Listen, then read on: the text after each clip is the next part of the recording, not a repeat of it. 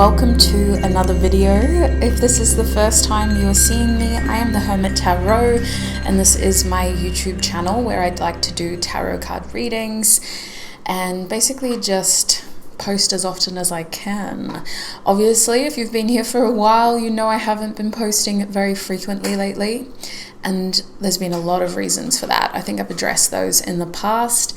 So I'm doing this reading today as a way of committing to a slightly more regular posting schedule. This is going to be a part 1 of at least a 3-part series.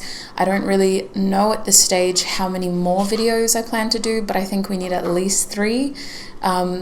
Y'all recommend these videos all the time, and I've been slowly collecting recommendations, taking notice of what seems to be most popular and what you all seem to want to hear the most. I have done something very, very similar to this only a few years ago. It feels very fresh to me. I think it's actually been at least 2, maybe 3 years ago now. So that's the main reason why I've decided to do it again, is because it has been a number of years. But essentially, we're asking Spirit for information about your future spouse. Some of you may resonate with this person already being in your life. If that's the case, this reading will serve as confirmation, and it may offer additional messages and hints and clues as to who they are. For part 1 of this series, I'm going to be focusing on first impressions. Here on YouTube, we're going to have a look at your future spouse's first impression of you, and if it resonates, if the messages feel very helpful and clear in terms of that they are for you, there will be an extended reading as well, where we will focus more on your first impression of your future spouse. So there'll be more information about this reading and the extended reading in the description box and the pinned comment. I'm going to try to keep this intro quick, because I will be shuffling cards out for each of the groups as well. So if you need more information on what we're covering in this reading, check the description box and the pinned comment down below. So let's shuffle the Celestial Bodies Oracle deck. I'll be pulling a card out of this deck for each group.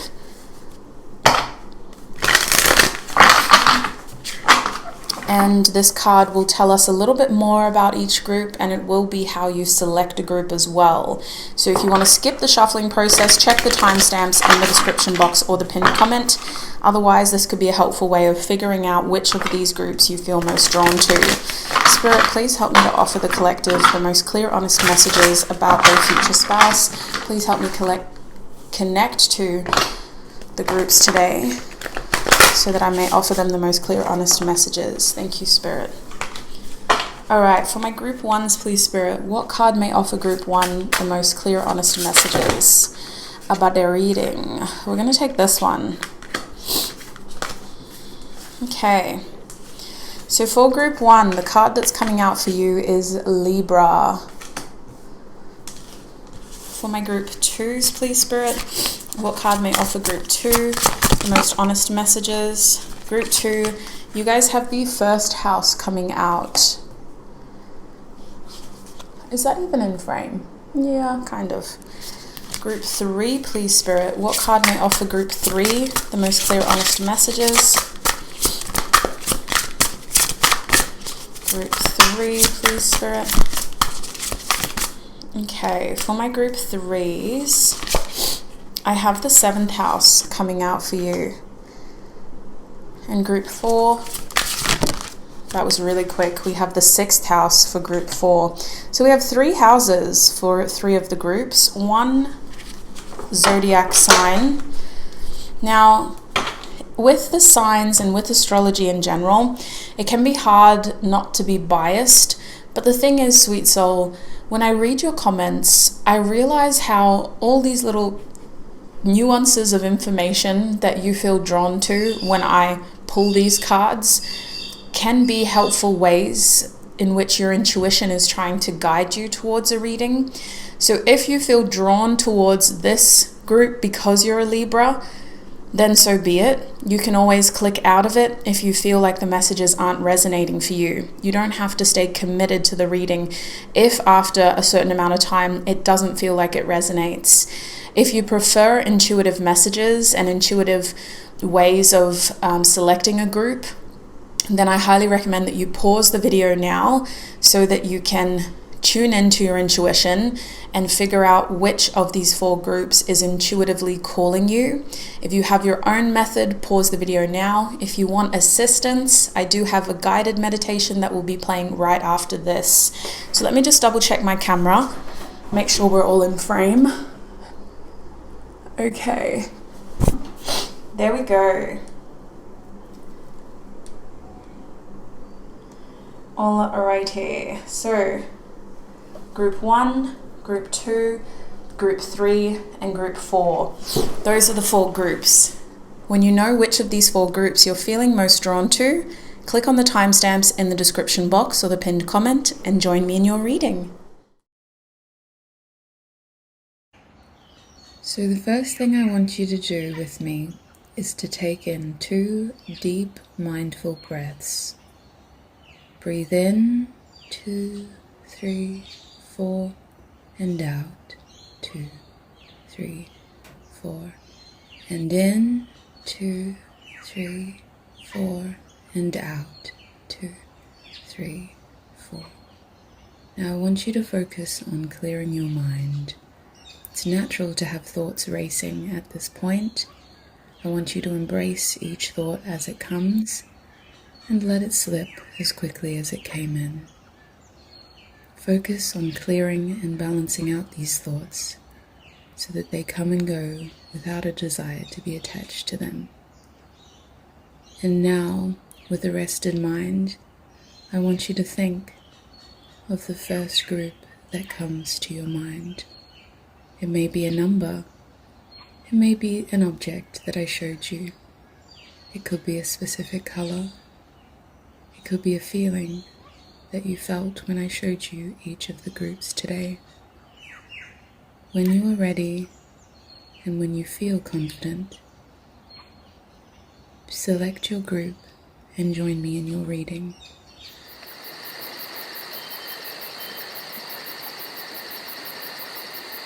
My group ones, and welcome to your reading. Before we get into it, I just want to say it is such a pleasure and a privilege to be your reader today. Thank you for clicking on this video and for exchanging energy with me. Now that we've started on the right foot, I just want to take a quick moment to connect to your energy. So in this moment, please limit your distractions. Stay focused on the sound of my voice and the screen in front of you.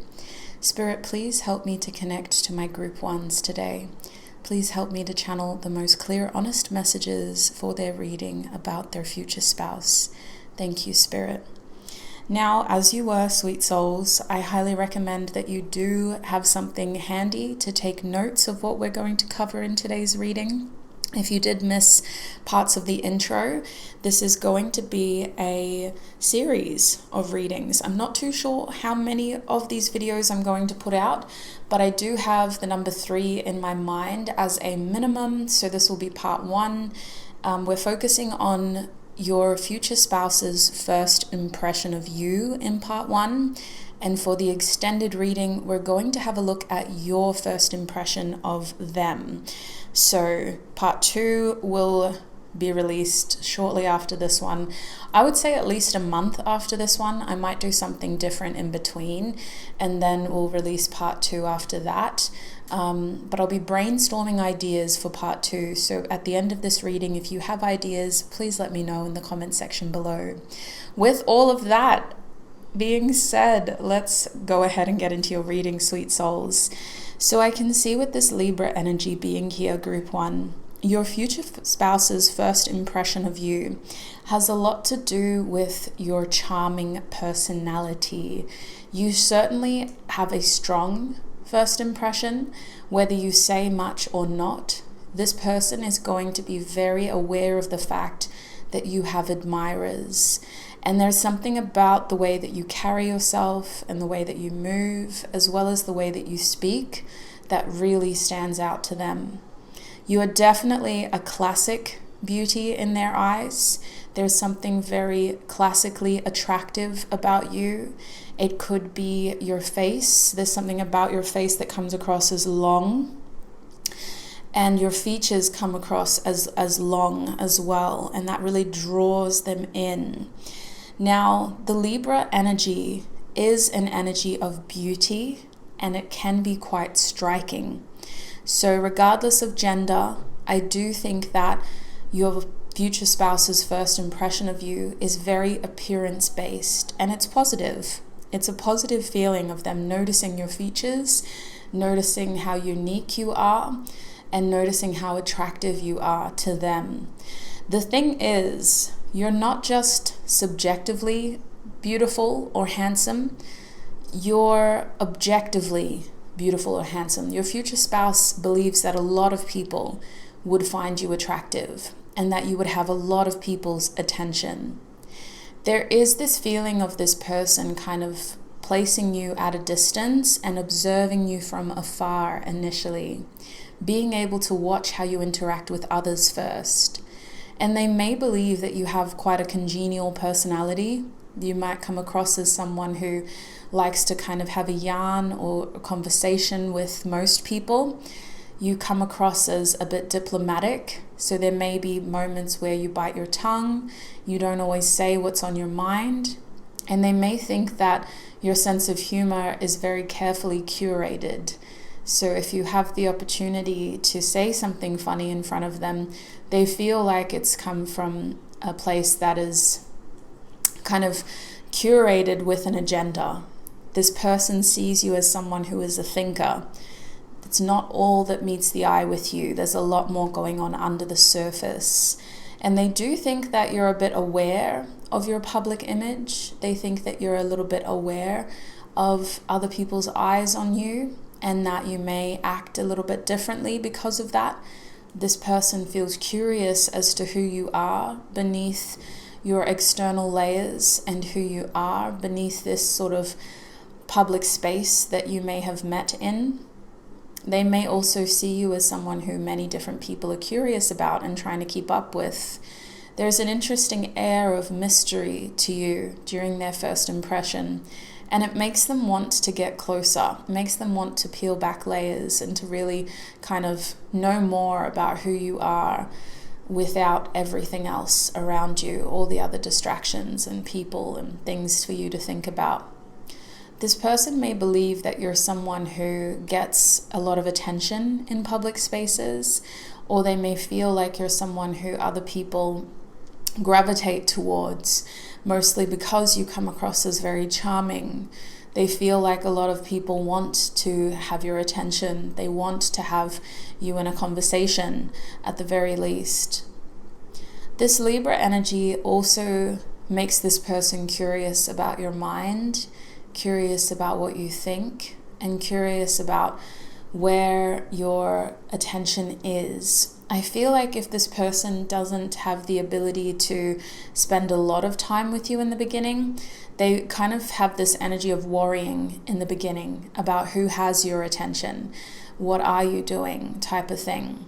This person may think that you're someone who's easily distracted, or that you just have a lot of options, and their first impression is that they have to kind of win you over, and they may do so in quite a charming way as well, trying to match your energy, trying to take up all of your attention, trying to distract you from any flaws they believe they have. This person is likely to use humor, and their first impression is that they need to win over your mind, they need to win over your attention, and they need to keep you distracted from other people who are after you as well. So that's what I'm seeing with Libra. I'm going to pull some tissue box messages next. Spirit, what can you tell us about Group 1's future spouse's first impression of them? Okay, we got a relatively small handful. Let me just wipe my nose quickly, sweet souls. Okay. Alrighty. What do I have? Are we all in frame? Kind of. There we go. So the first thing I have is a letter. We have the letter N. I do have the fan on too. Hopefully that doesn't cause too much disruption. We also have the letter D. Yeah, that fan is going to be a problem. We have the letter Z. Any other letters? We have the word choices. Yeah, I was feeling that. You have choices. Choices. Got 2 more letters over here. We have the letter T. And we have the letter B. All right. What else do we have in here? Nothing really. Okay. So, it is always on my mind. Their first impression of you. It is always on my mind. All right, I'm gonna have to turn that fan off. Turn it off, I just turned it down, so hopefully that helps. Because I live in a very hot place and there's no air conditioning in this room, so I need some sort of airflow. That is always on my mind. What else are we up to? I really wanted to open this one next. If only. Interesting. And then the blue cards are Venus, so more Libra energy, plus Taurus. We also have Mercury showing up, which is Gemini and Virgo energy. So 2 planets showing up. We have Earth coming through as well. Sorry, I'm trying to like flatten them while I'm opening them. So you're probably only seeing them briefly before I put them down. All right. How is that wind still that strong? It's crazy. It's crazy.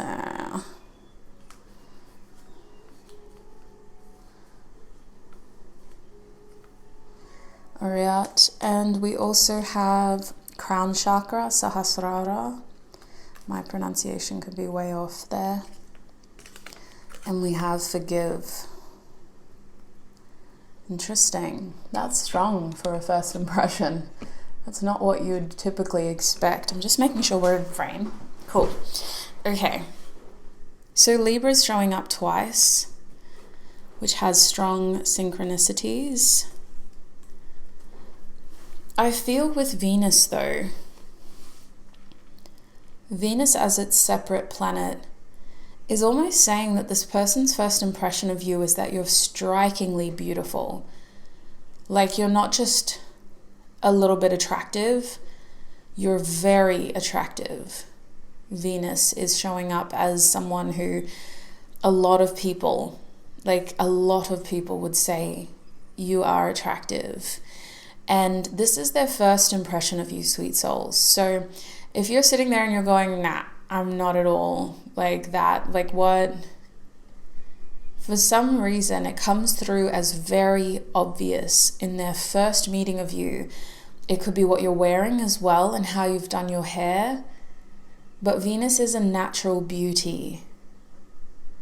Venus doesn't have to alter their appearance too much through what they've done to their skin or their hair. Like you just come across as naturally beautiful, naturally handsome, but very striking with Venus being here.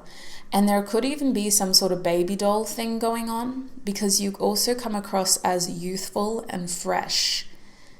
Now, aside from physical appearance, it's quite obvious that you do take care of yourself with Venus being here. You take pride in your appearance and you take pride in what you were given. So you do take care of your hair, you take care of your skin, you take care of your nails. Their first impression of you is that you're well kept. And I'm sorry if that's a offensive term, that's just what's come through, and it could be significant. It could be something this person says or something you hear when you're about to meet them. With Mercury being here, there's more confirmation that this person is attracted to your mind, to your mindset, and to the way that you are communicating with them when they meet you. Now, you come across as intelligent with Mercury being here, but you also come across as someone who is curious, who is very connected, and who is socially adept. So you might be someone who is very, like, I want to say congenial again. You may make a strong effort to move around the room and to make sure that you are communicating with everybody. If you meet this person at an event, you give them this impression of someone who's quite social, of someone who knows a lot of people, and of someone who, even if you don't know them personally, a lot of people know you. Gemini and Virgo could hint that you're also someone who knows a lot of trivial information, a lot of facts, or a lot of little things. You like to keep up to date with current events in some way, and you're likely also somebody who comes across as fast moving in a social setting. Someone who's kind of working the room, moving around a lot. If you're not hosting when you meet this person, they get the impression that you would be a really good host and that you get invited to a lot of social events as well. They also get the impression that you're someone who has a very welcoming personality. You make people feel seen and heard, but you also hold your own opinions. You let people kind of lead conversations. You don't come across as too opinionated, if that makes sense. If someone says something to you like, oh, did you hear about the election? You'll probably give that person the time to talk about what they want to talk about. And then you say, well, yeah, this is how I felt about that, or this is what I think. But that's interesting that you think that too. Wow, why do you think that? That's how it kind of comes across. You're not trying to debate with anybody, but you are trying to have conversations. Now, with this earth energy being here, you come across as someone that's very, I want to say a few words. I'm hearing present. I'm also hearing materially motivated. So this person's first impression of you is that you may have a bougie side to you with Taurus and earth here. You may be someone who maybe indulges in certain things, and it's coming through as accessories. You could be wearing like a designer belt or a designer handbag or a designer pair of shoes, designer earrings, designer sunglasses when they meet you. There's an aspect of you that feels connected to the earthly plane through material possessions. Usually that card makes me think of someone that's down to earth, but it actually comes across as intimidating to this person. There's an element of them feeling intimidated by you. Is there anything else they need to know about this earth energy, spirit? I'm hearing grounded. Yeah, you do come across as someone who knows who they are. You may shapeshift in conversations in that different aspects of your personality shine through, but you still come across as someone who knows who they are.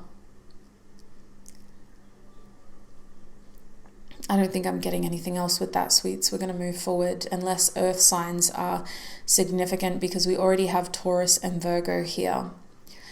Now with crown chakra, Sahasrara, I feel like this is an energy of, okay, I'm getting a few messages.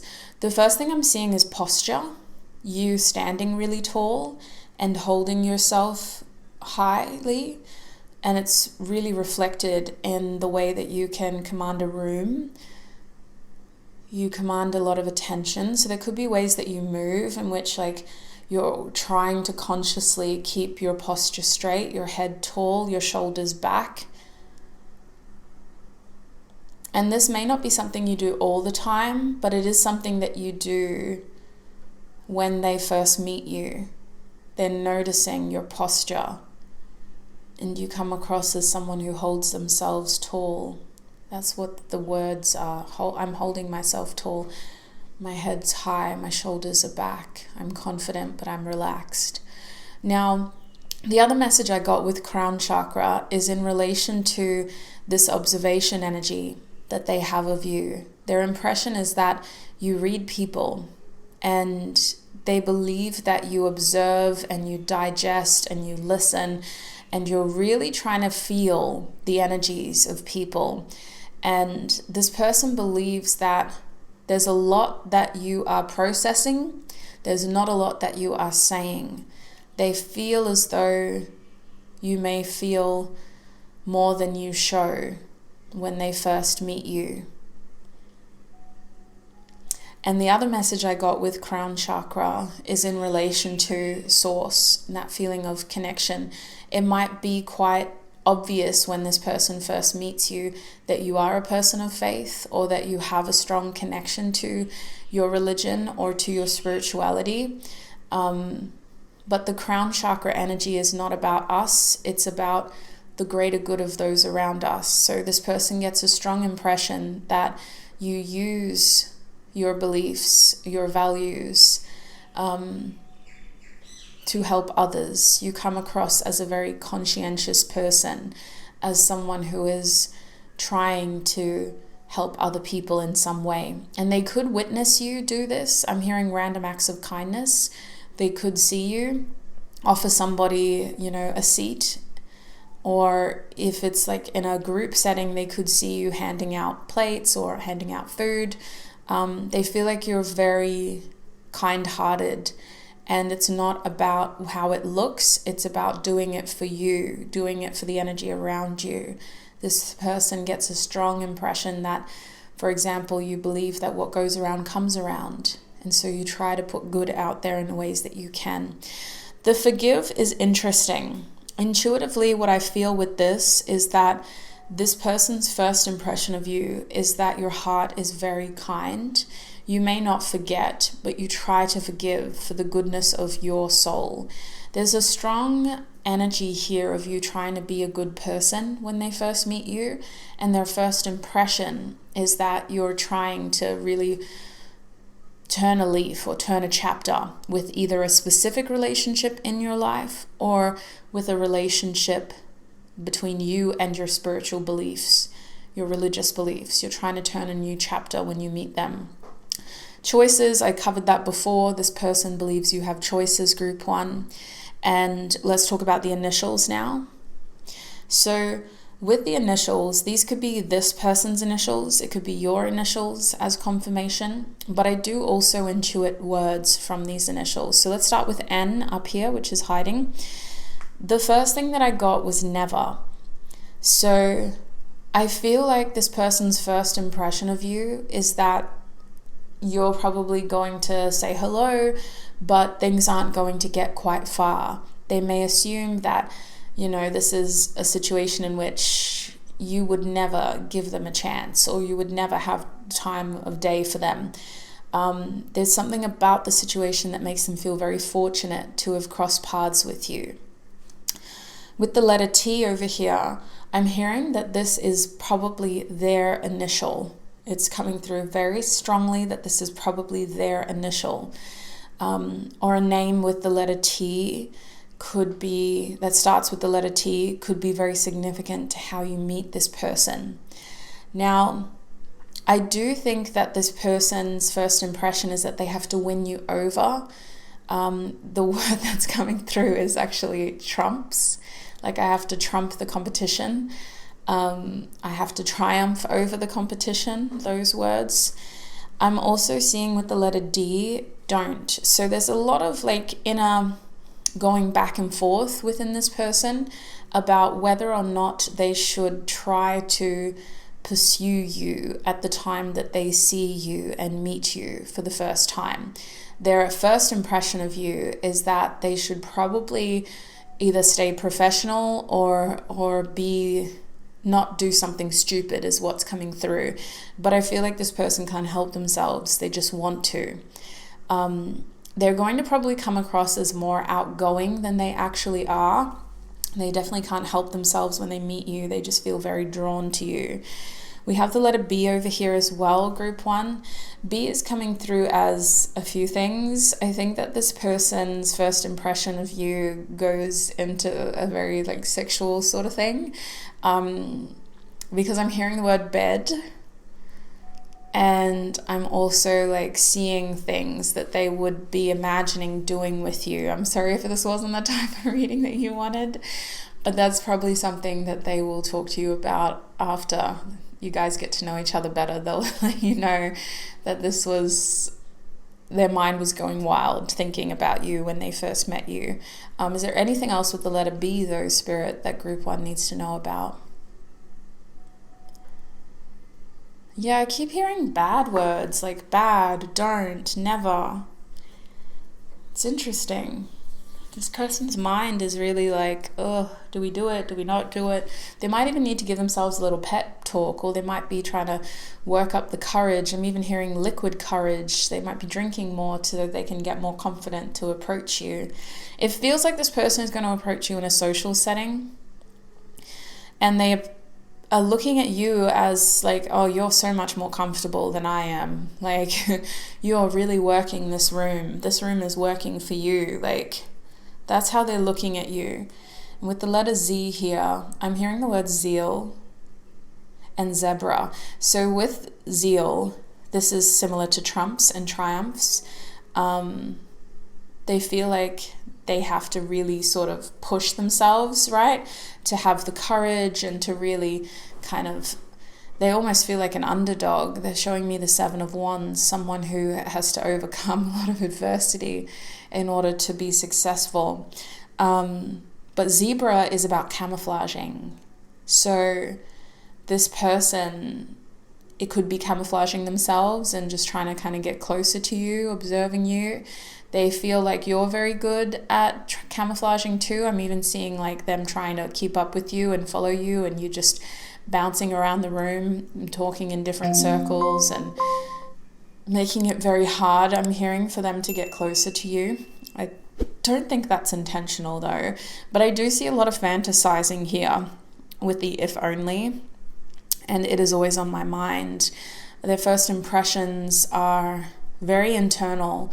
They're just sort of looking at you, thinking about you, fantasizing about you, and trying to figure out, what the hell do I do with this? How do I move forward with this energy, with this information that I have within myself? Now I'm going to pack these up, and we're going to get closing cards to help us see if there's any other information that's going to come through about your future spouse's first impression of you. Alright, so the next deck I want to use is the Beltane Oracle deck, because it is spring here in Australia, at least for another month or so. Alright, Spirit, what else does group 1 need to know about their future spouse's first impressions of them? Well, okay, I'm going to take this card. We have Goat. Fearless, I am in the path I choose, for I've never been led astray, always finding my way. The number 13 could be significant as well. Is there anything else you can tell them about their future spouse's first impression? Is there anything else? We have Victory, Nasturtium. This is also the number 44. We have Aries and the air element on that card. So air is very significant to your reading. Number 44, which is the number 8, and we also have 4 over here. So the number 4 is very significant as well for one reason or another.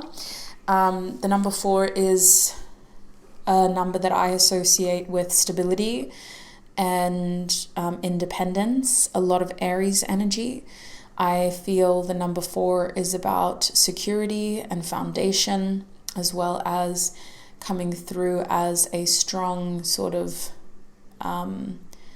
independent but also focused individual. These are all the energies I associate with the number 4. I'm a bit biased because it's also my life path number. But let's talk about these cards in terms of closing messages of what your future spouse's first impressions of you are. Now, with the victory card over here, nasturtium is making me think that this person is really going to try, okay? And this is a helpful message that sets them apart from everybody else. This person is going to really try to win you over. They're not going to just waste an opportunity. They're going to actively pursue you with this card. They're going to come across as a strong contender from the beginning because they want you to see them. And they're going to really do what they can to leave you with a strong impression as well. They're going to try to come across as confident, as successful, as someone who is more than capable of being compatible with you and your energy. And they're also going to come across as someone that's very eager, which I'm hearing could be a bit off-putting for you. You might be put off by the fact that they are so interested in you and they're so keen on you. That's what's coming through. Okay. So with the goat energy here, this person's energy is very grounded. As much as they are trying to assert their energy and come across as probably more passionate than what they really are, you're going to get an impression of them because you're so good at reading people that they're actually quite grounded. And you're not wrong with this goat energy. This is someone who I feel is very reliable. They don't change who they are. They are who they will be from the beginning. From as soon as you meet them until, 6 years down the road, they're the same energy. They don't change in a good way. They have strong values. They have a strong foundation of self. And from there, they grow. But their structure, their values doesn't change. Outside of that, you're going to meet this person at a time where they are seeking growth. Just because they know who they are doesn't mean they're stubborn and unwilling to change. They want to find new pathways for expansion, for opportunity, and for prosperity. This is someone who is in some ways open in ways that they haven't been before. And so there's going to be this feeling of luck, like I really met you at the right time. Because you're going to feel like when you compare stories of what you've been through, there were a lot of moments where you just wouldn't have been able to meet each other due to either compatibility or a lack of openness. So you meet this person at a time when they're open to new opportunities. They're open to meeting you, and they're open to growing and adapting their lifestyle to match yours. This person has a beautiful, ability to just be open. I don't think they've always been this way, but they come across as somewhat fearless. And their first impression of you is that you're what they've been looking for in many ways. You may even come across as too good to be true initially, but they know that they want to continue the road ahead with you. They want to pursue you, and they want to make it obvious to you that they're interested in you. So that's what I'm seeing for you, my group ones. That is your future spouse's first impression of you. I'm going to take this into the extended now, where we will have a look at your first impression of them. We did talk about that a little bit here with these cards, but we're going to elaborate on it a lot more.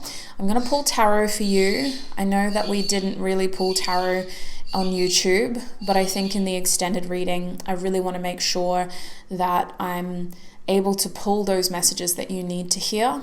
And I'm hoping that by getting your perspective or your future mindset perspective, we'll be able to kind of fill in the gaps and have a look at the whole picture of your first impressions of each other and potentially how you meet becomes more obvious as well.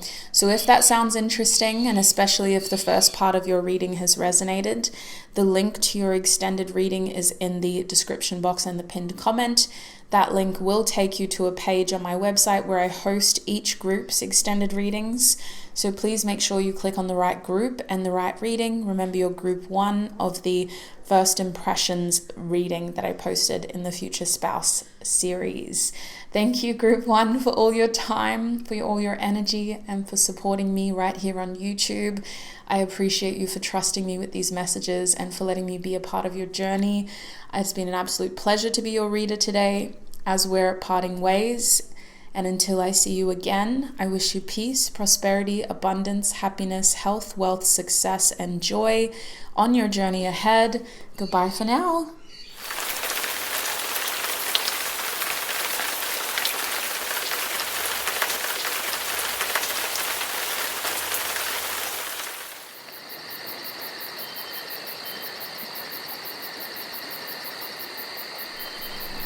Hi, my group 2s, and welcome to your reading.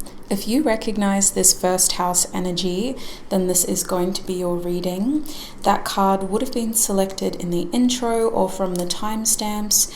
So if it looks familiar, you're exactly where you're meant to be. Now, group 2, we're asking Spirit all about your future spouse, but we're focusing more on first impressions. Here on YouTube, we're going to get first impressions of your future spouse, what they think of you when you first meet. And then the extended reading will cover your first impressions of them and what you think of them when you first meet. I do have quite a little bit to cover. This is going to be mostly oracle cards on YouTube, and I'm using tissue box messages as well. I still sell these tissue box messages on my website as a cutout. Once you have the digital copy, you can copy it, download it, share it as much as you want with those around you. I personally think that there are so many wonderful, wild and weird ways to divinate messages from source, and this is one of them. So let's get into it. Before I really start, please make sure that you're taking notes of what resonates. Make the most out of this free reading. Write down what doesn't resonate right now, as it may resonate at a later date.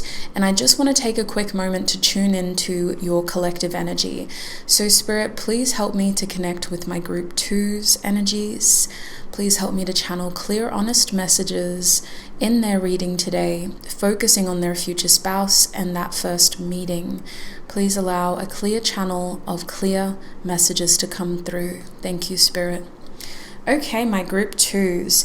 So what I'm seeing first with this first house is that your first impression with each other is quite strong. There's something about your future spouse's first impression of you that feels really positive. It really leaves a strong impression, a strong mark.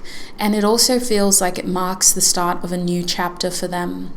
There's a lot of excitement around you, and they feel very positive, excitable, but also passionate about you from when they first see you. They're not comparing you to anybody else because you stand in a league of your own, and you definitely commandeer their full attention. They're left thinking about you and only you, and they're left wanting to know more about you as well. This person's first impression is that you have a lot of potential to be a big part of their life and to be exactly what they're looking for. And even if when they first meet you, they don't really know what they're looking for, they leave that meeting with you feeling like they want more of you. They want to know more about you, and they want to feel more closer to you. So this first house energy is a strong feeling of Aries behind it. Aries as a sign in terms of feeling very passionate as well as driven towards you, and also feeling very attentive towards you. I think that this person's energy is probably going to come on quite strong, and group 1 actually got a similar message now that I'm remembering. Yours is more prominent, so if you feel like you may have messages in group 1, for sure head over there, but yours feels more prominent in that the Aries and first house energy is much more prominent, and it's coming through as this person's energy feeling very focused on you. They're not really thinking too much about themselves. In fact, they may leave this first meeting feeling like they should have been a little bit more self-conscious and probably a little bit more self-aware. This person's going to feel like, damn it, why did I come on so strong? Why did I really put my group, my potential, partner in this position where now I look crazy because I was really asking 1,000,001 questions. This first house energy definitely feels like this person is thinking and comparing a lot after they first meet you. At the time that they meet you, there's nothing but positive vibes. They feel very drawn to you. You catch their eye immediately. But after they meet you, it feels like, oh, I could have handled that a lot better. And they almost feel a little silly. They feel a little naive. They feel a little childish. They feel like they just kind of came on a bit too strong, which is common when first house leads the way in a reading. So let's get some tissue box messages before I pull more oracle cards. Spirit, what else can you tell us about my group 2's future spouse's first impression of them? Whoa, we got a little one. All right, let's pull from the tissue box together. Okay. Now I have my fan on, so I'm going to turn that off and I'll be right back. Okay, I didn't turn it off, I just turned it down. Let's have a look. First impressions for initials. We have an L, could be your or their initials. I also get a lot of words from the initials, so we'll talk about that at the end. We have a H or an H, however you say that, in your part of the world. Oh, we have a charm. We have the rose. I'm hearing, can I call you Rose? Very cute. These sacred souls, I love them so much. Been listening to a lot of their stuff lately. I wouldn't say I'm a mega fan. I really like everything I hear. We have P. The letter P. Please get your mind out of the gutter if you thought about that. Very cheeky. Love it. We actually have a word here. We have Earth, so that could be an Earth sign. Taurus, Virgo, Capricorn are Earth signs. We also have the letter X. I'm hearing existence. This person's saying, I didn't know that you existed. So you guys may meet in a way where they feel like, how come I haven't met you yet?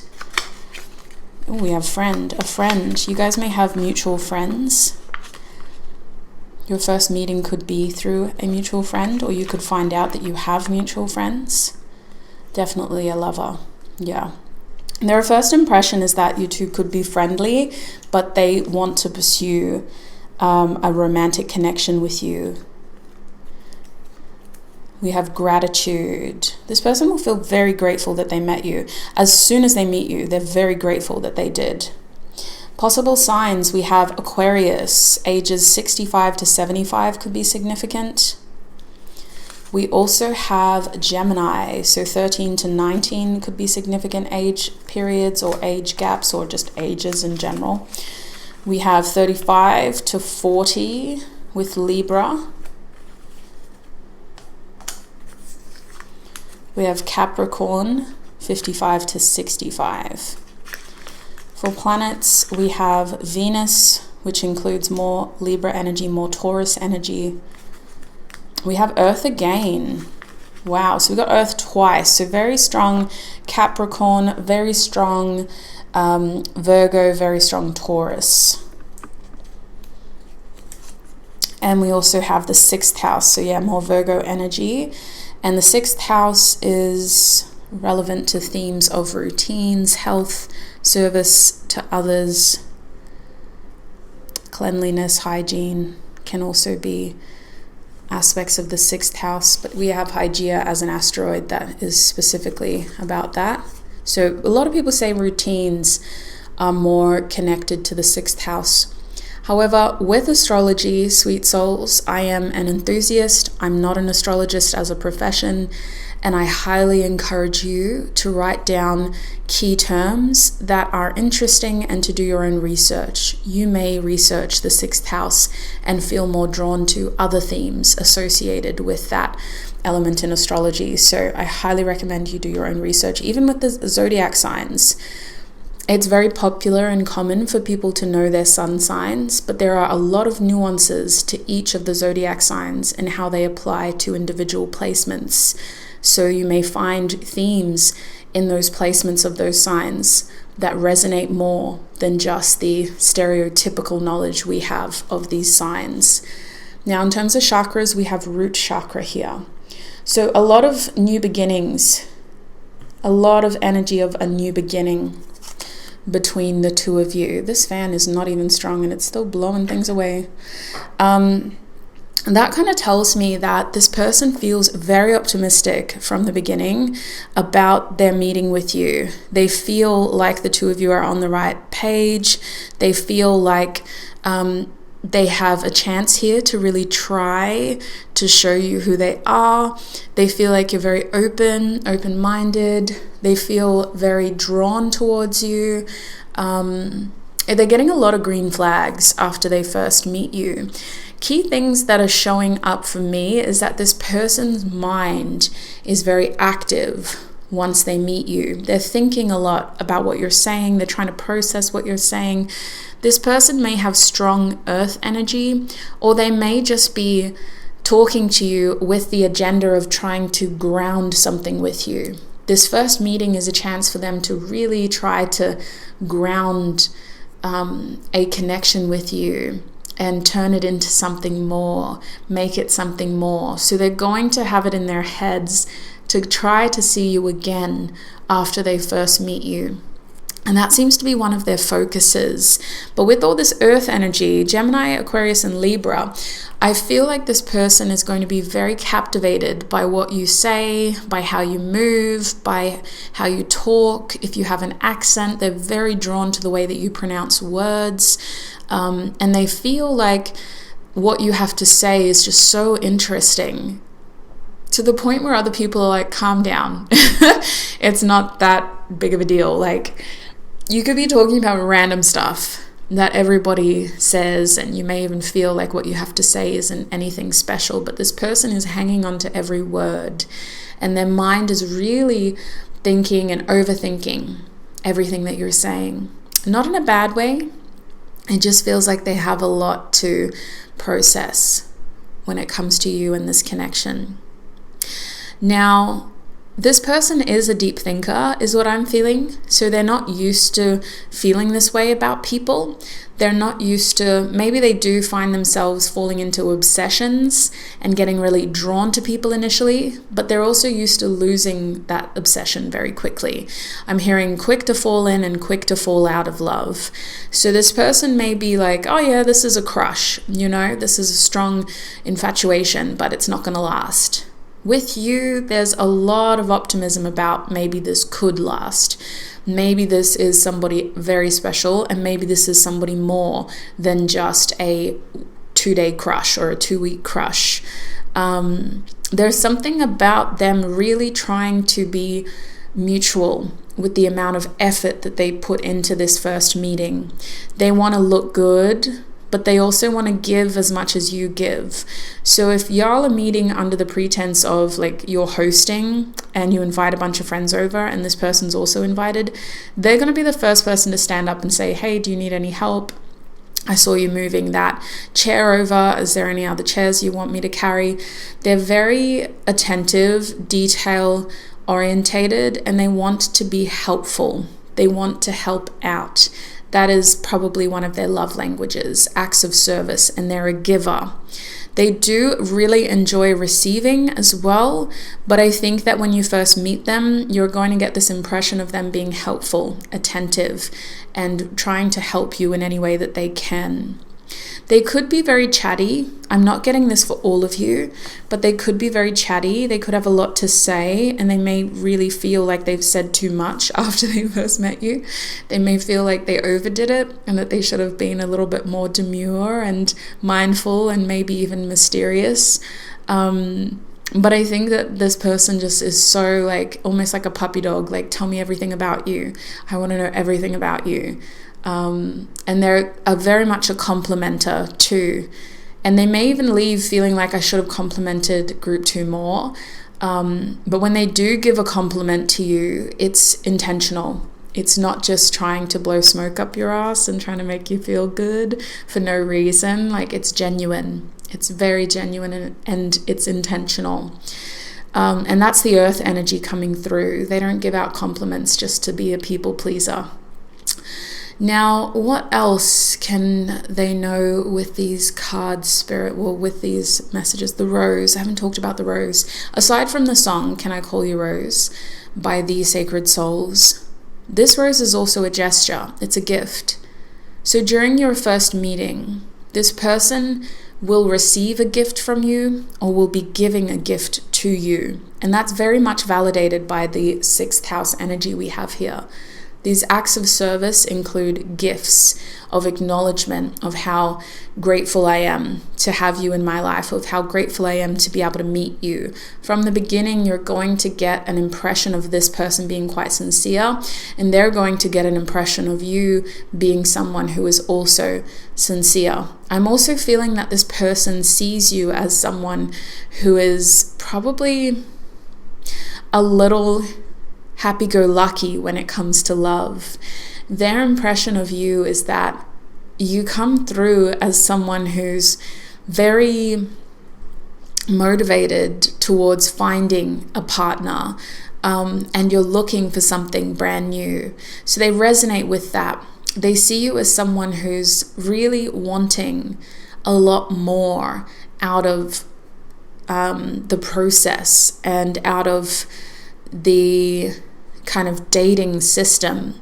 And you could both resonate as people who are givers, but you're sick of having to give so much and receive the bare minimum.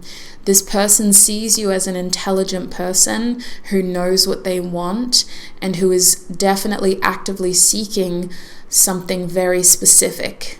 You're not just messing around in love, you're open to meeting new people, and you're open to putting yourself in the right place. So that is where you're at in life when you meet this person, and that is their first impression of you with the tissue box messages.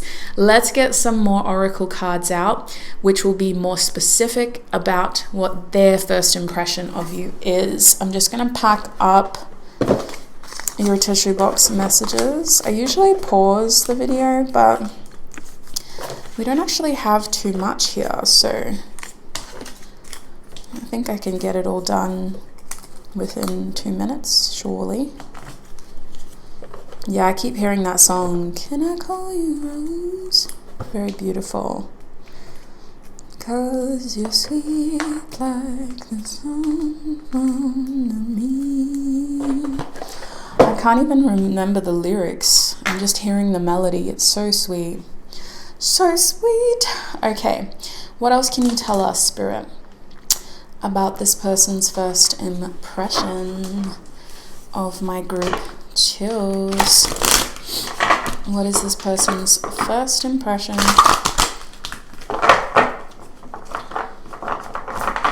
of my group 2s, please, Spirit?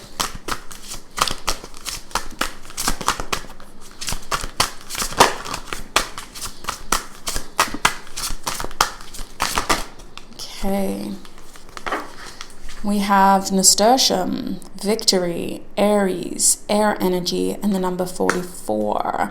That's very similar to group 1. Y'all have energies that are crossing over, very similar energies. Let's get a card from the Gem Oracle deck now. Spirit, what is group 2's future spouse's first impression? That was quick. We have aquamarine.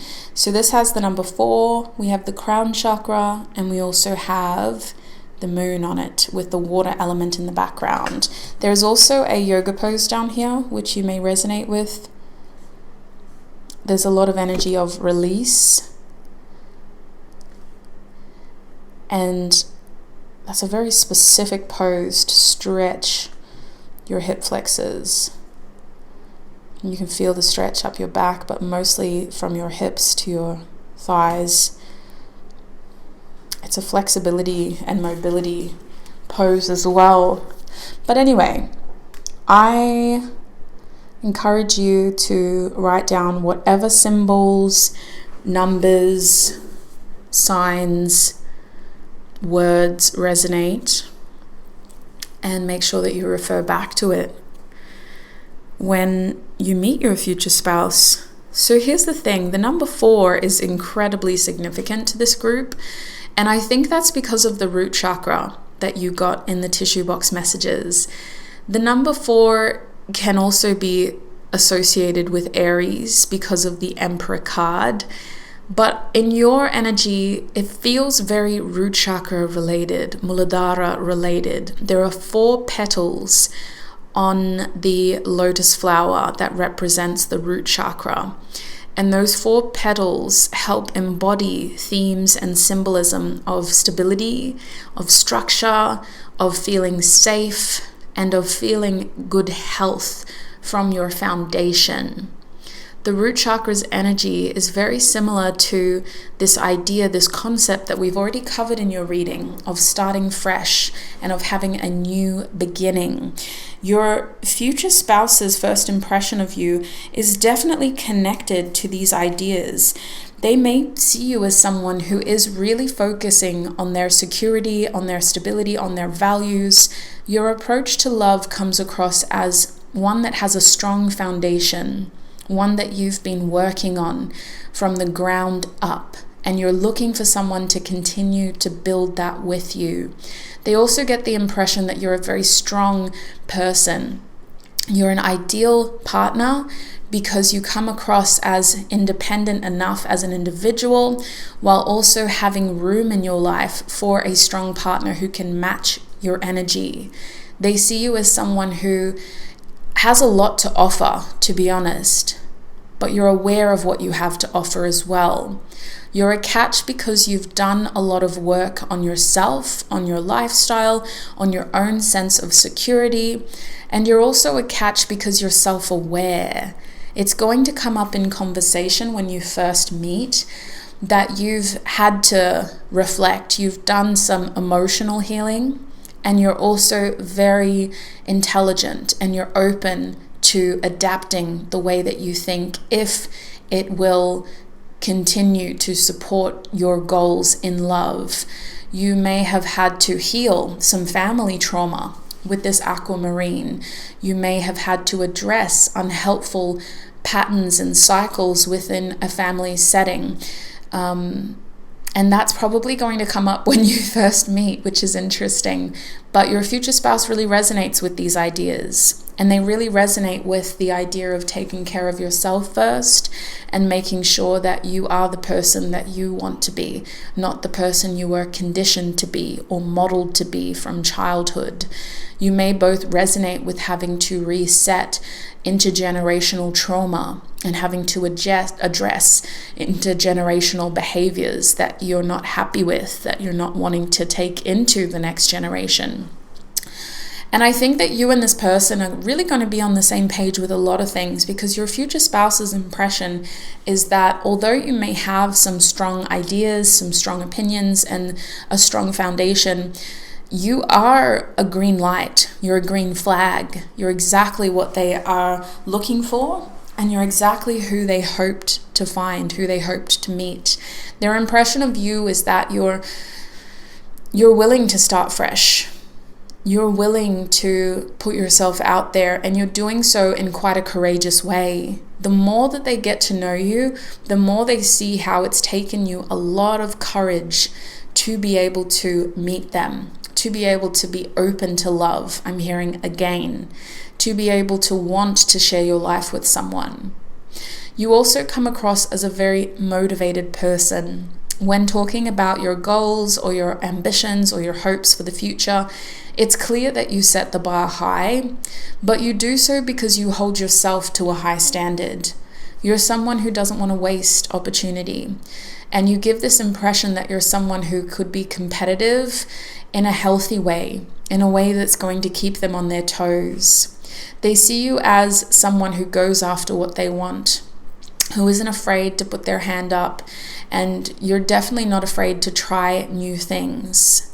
There is this impression of you being a hard worker, but that doesn't have to be applied to your career. It could be applied to other areas of your life as well. But this person sees you as a winner. They also see you as a type A personality, not in all the ways. You guys may resonate as being more introverted, but there's aspects of the way that you handle your goals that comes across as type A. I am seeing with nasturtium being here that this person sees you as someone that a lot of people would be interested in, and they see you as someone that a lot of people would be interested in getting to know. There's this impression of you being very intriguing and being someone who, if you're not interested in them, you will easily find someone else that you're interested in. So they see their meeting with you as a rare opportunity, and they see your attention span as something that could be fleeting if they're not careful. If they can't treat you right and show you that they're genuinely interested, then they may lose you, is the impression that they're kind of giving. Now over here, with this victory energy, I am seeing that this person is very aware after the fact, or like after they first met you. This is them kind of going home and thinking about the meeting. They're very aware that they need to be clear and direct with you. They need to make sure their communication is consistent, and they get the impression that you're not going to hesitate to clarify things if anything feels confusing, and you're not going to hesitate to discuss problems if they're identified. You're not someone that beats around the bush. You're not someone that likes to be taken for granted, and you are someone that will lose interest if you're not being treated correctly. But those are the examples that are being given to me. It feels like communication has to be clear, actions have to be clear, and the way that you are wanting, or what you're wanting from them, needs to be clear. I'm hearing clarity, clarity, clarity. And you give back what you receive. That's the thing. You don't just expect these things and then sit on your high horse and don't give anything back. You give so much. That's why you expect so much. And they know that, and they can handle that, and they can give that as well, is what's coming through. Now with the moon energy here, you guys may be having a DNM when you first meet that really helps this person feel connected to you emotionally. We were given examples previously in terms of childhood experiences and needing to kind of stand on your own 2 feet by understanding who you want to be as a person, trying to shed parental expectations and resetting generational patterns that aren't helpful for you as a person. So there's some sort of DNM during this first meeting that really connects the two of you together. It makes your future spouse want to be around you more because they already feel like they can resonate with that part of your journey, and they feel that they themselves are in the same place as you, where they feel ready enough for what you both want. Now the aquamarine energy is saying that this person with the moon element on this card has a soft spot for you from the beginning. Their first impression of you is that you have a beautiful big heart, and your heart's probably been taken advantage of in the past. And they feel like you're very good at hiding aspects of your feelings that you feel are going to be taken advantage of. They feel that you're very good at almost pretending not to be as vulnerable as you are. And they feel that you're very good at protecting yourself when you need to.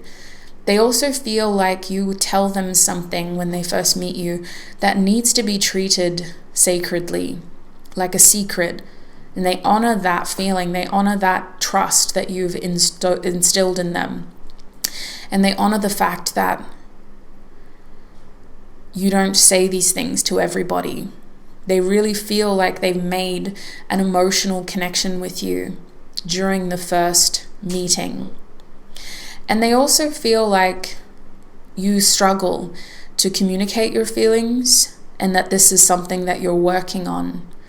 Opening up and being more emotionally vulnerable is something that you're working on. And they admire that and they respect that and they understand that. There's a big part of your future spouse that will resonate with that when you first meet. They see this as a really bonding experience during your first meeting, and it essentially is the cornerstone to your relationship together. It's a big part of that initial foundation that you lay with each other. This DNM will be referred to and remembered throughout your relationship, and it sets the tone for how you will communicate in the future, creates this kind of precedent of how you want to address issues in the future. You want to be open, you want to be understanding, you want to create a safe space, you want to be patient, you want to be compassionate, and you want to be encouraging when it comes to communicating these difficult feelings. Now, the 4 energy over here is being shown as, okay, my first impression of you is that you're somebody that I need to pursue. You're somebody that is clearly interested in me, and I'm going to do everything I can to continue to feed into this energy and to continue to get to know you. They're not being unrealistic. They're not being a sort of huge dreamer and getting too obsessive, but they do see you as someone who's being very straightforward with them. So they're trying to match your energy and trying to be very straightforward with you as well. That's essentially all I'm seeing, my group 2s. I'm just going to check with Spirit. Is there anything else we need to cover in this first impressions reading? I'm hearing hold me. So your first physical acts of intimacy feel really natural. It makes your future spouse feel like, yes, this is right. They feel the physical connection with you as well. Yeah. It could be a hug. It could even be a kiss for some of you. It could be holding your hand while you're talking about difficult feelings. It could just be a hug goodbye, because I'm hearing I don't like people touching me when I talk about my feelings. But it makes them feel more connected to you. Whatever it is, it makes them feel more connected to you, my group 2s. So that's what I'm seeing for you. I'm going to end your reading here. We're going to go into the extended reading now, where I'll focus more on your first impression of your future spouse. I have a feeling you two are quite similar. We did get some of these messages with the tissue boxes, with the tissue box messages, but I'm going to be more specific in your extended. We're going to use some oracle cards, but we're going to use tarot as well to really have a look at what your first impression is going to be of your future spouse. So if the first part of your reading resonated and you would like to extend it, the link to your extended reading is in the description box and the pinned comment. That link takes you to a page on my website where I host my extended readings, so please make sure you've clicked on the right reading.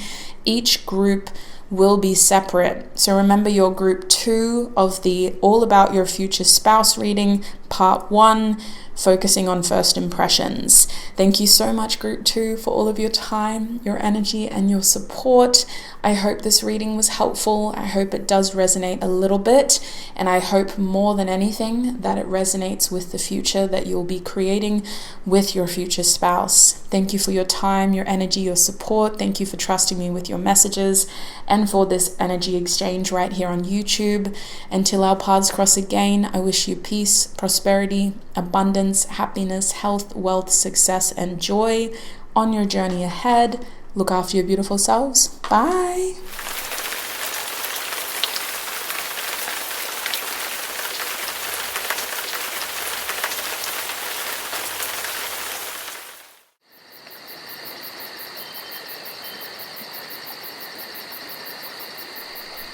Hi, my group threes, and welcome to your reading. If you chose the 7th house card right here, then this is going to be your reading. We're asking Spirit all about your future spouse. This is a series. You're in part 1. So we're going to be focusing on first impressions. Here on YouTube, we're having a look at your future spouse's first impressions of you. And then in your extended reading on my website, we'll be looking at your first impressions of them. So let's get a start on what your future spouse's first impressions of you will be. Before we open your reading, I just want to make sure that you're making the most out of this general free reading. Make sure that you're taking notes of what resonates and make a little list of what doesn't resonate yet, as it may resonate at a later date. And really quickly, I just want to connect with you as the viewer to open up a little channel so that I can make some clear, honest messages and predictions about your future spouse. So try to limit distractions for just a moment. Keep your focus on the screen and on the sound of my voice. Spirit, please help me to connect to my group 3's energies. Please help me to channel group 3's energies so that we can gain clear, honest messages about their future spouse. Thank you, Spirit. Okay, group 3, with that out of the way, let's have a look at your 7th house energy. This card tells me that your future spouse's first impression of you is that you are an ideal partner. There seems to be more of a focus on partnership when they first meet you, and they're noticing how the two of you work well together. Your future spouse sees you as someone who gives and also knows when to step back and allow room for the other person to stand up. This is really important to your future spouse. They may be very independent, or they may value your independence more than anything, but they seem to really love how you know when to set boundaries for yourself as well as when to give. And you have a really soft side to you. So their first impression of you is that you are soft on the inside, hard on the outside. They also see you as someone who's quite fair. You may not always know what the right thing is, but they feel like you have a really good head on your shoulders, a good instinct to you. You try to do the right thing and you try to do what's right in a situation. There may be a specific situation that arises between the two of you where they get to see you acting in a very balanced way, almost like a diplomatic way. And they may feel like you're often in the middle of other people's drama and you're the one that has to kind of maintain a really balanced, logical approach. They kind of see you as a diplomat, I'm hearing. So someone who listens to all sides of the story. They feel like you're very objective, and the word fair keeps coming through. You may have an interest in politics because of this with the 7th house. There is this energy of you being able to kind of step back and look at everything. And even though you have, sorry guys, my nose has started leaking. Even though you have your own opinions, I feel that your future spouse's first impression of you is that you're still able to listen to other people's opinions too. You're a great leader in that respect. You may have strong views with this 7th house energy of how things should be, but that doesn't stop you from trying to understand the way that things are and other people's points of views. Your future spouse definitely sees you as a great leader, and it's coming through in family settings. You may be the middle child or you may be the older child. You may find yourselves in the middle of family members kind of having to mitigate their drama or just having to try to offer the peaceful solution in that situation.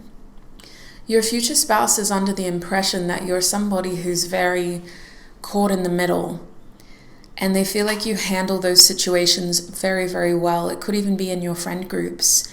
You may resonate as someone who's caught in the middle. But what I'm seeing is that they get to see you handling yourself very, very well in these settings, and that they doesn't feel like they're public settings. It feels like maybe the first time you meet, you could be running a little bit late because something's going on and you don't want to talk about it, and then they find out afterwards that you've had a lot going on. It could be that when you first meet, you bump into friends and they have a lot going on and you handle that situation really, really well. You're very good at keeping the peace and putting on a little bit of like having a charming aspect to the way that you handle these things. With that being said, this person feels like your mind is very agile and you really hold on to little pieces of information. And I'm actually hearing that this is in a good way and a bad way. So in the good way, it's like if someone says something, you do your best to remember it. You may not remember everything, but you remember little nuggets of key information. And this is very helpful for obvious reasons. You don't forget important birthdays or important dates or important phrases. But there is the shadow attribute to that, which is that at times you could really hold on to little grievances or little arguments, and they could become very big things. Your future spouse gets the impression that they can't sort of use their words willy-nilly. They can't just sort of say, hey, group 3, one day I'll give you that TV. 3 months will go by and you'll say, so when are you going to give me the TV? Like, you don't forget these things. I think for most of you, your future spouse sees you as someone that has a really good nature though, and they see you as someone that just wants to be treated fairly. So as long as they and the other people in your life are treating you fairly, then there's no bad blood. There's no need for there to be negative energy or those shadow attributes. I think that the main thing is that your future spouse has the impression that you're very good at defending yourself and you will stand up for yourself and others who you feel are getting the short end of the stick. So let's get some more oracle cards out. What deck are we using, Spirit? I know we're using this deck. I just don't know what other deck I used. Maybe it was that one. Okay, Spirit. What is Group 3's future spouse's first impression of them? What is Group 3's? Okay. We have rose quartz coming out. In the Gem Oracle deck, the rose quartz crystal is associated with the air element, the planet Uranus, the number 27, the root chakra, and this yoga pose down in the corner here. Honorable mention to the signs of Gemini, the number 15, rock crystals, the air element again, and throat chakra. This card did pop out as well, but I'm not going to take it. I'm just going to leave it at the back of the deck. Spirit, what is my Group 3's future spouse's first impression of them? Group 3's future spouse's first impression of them.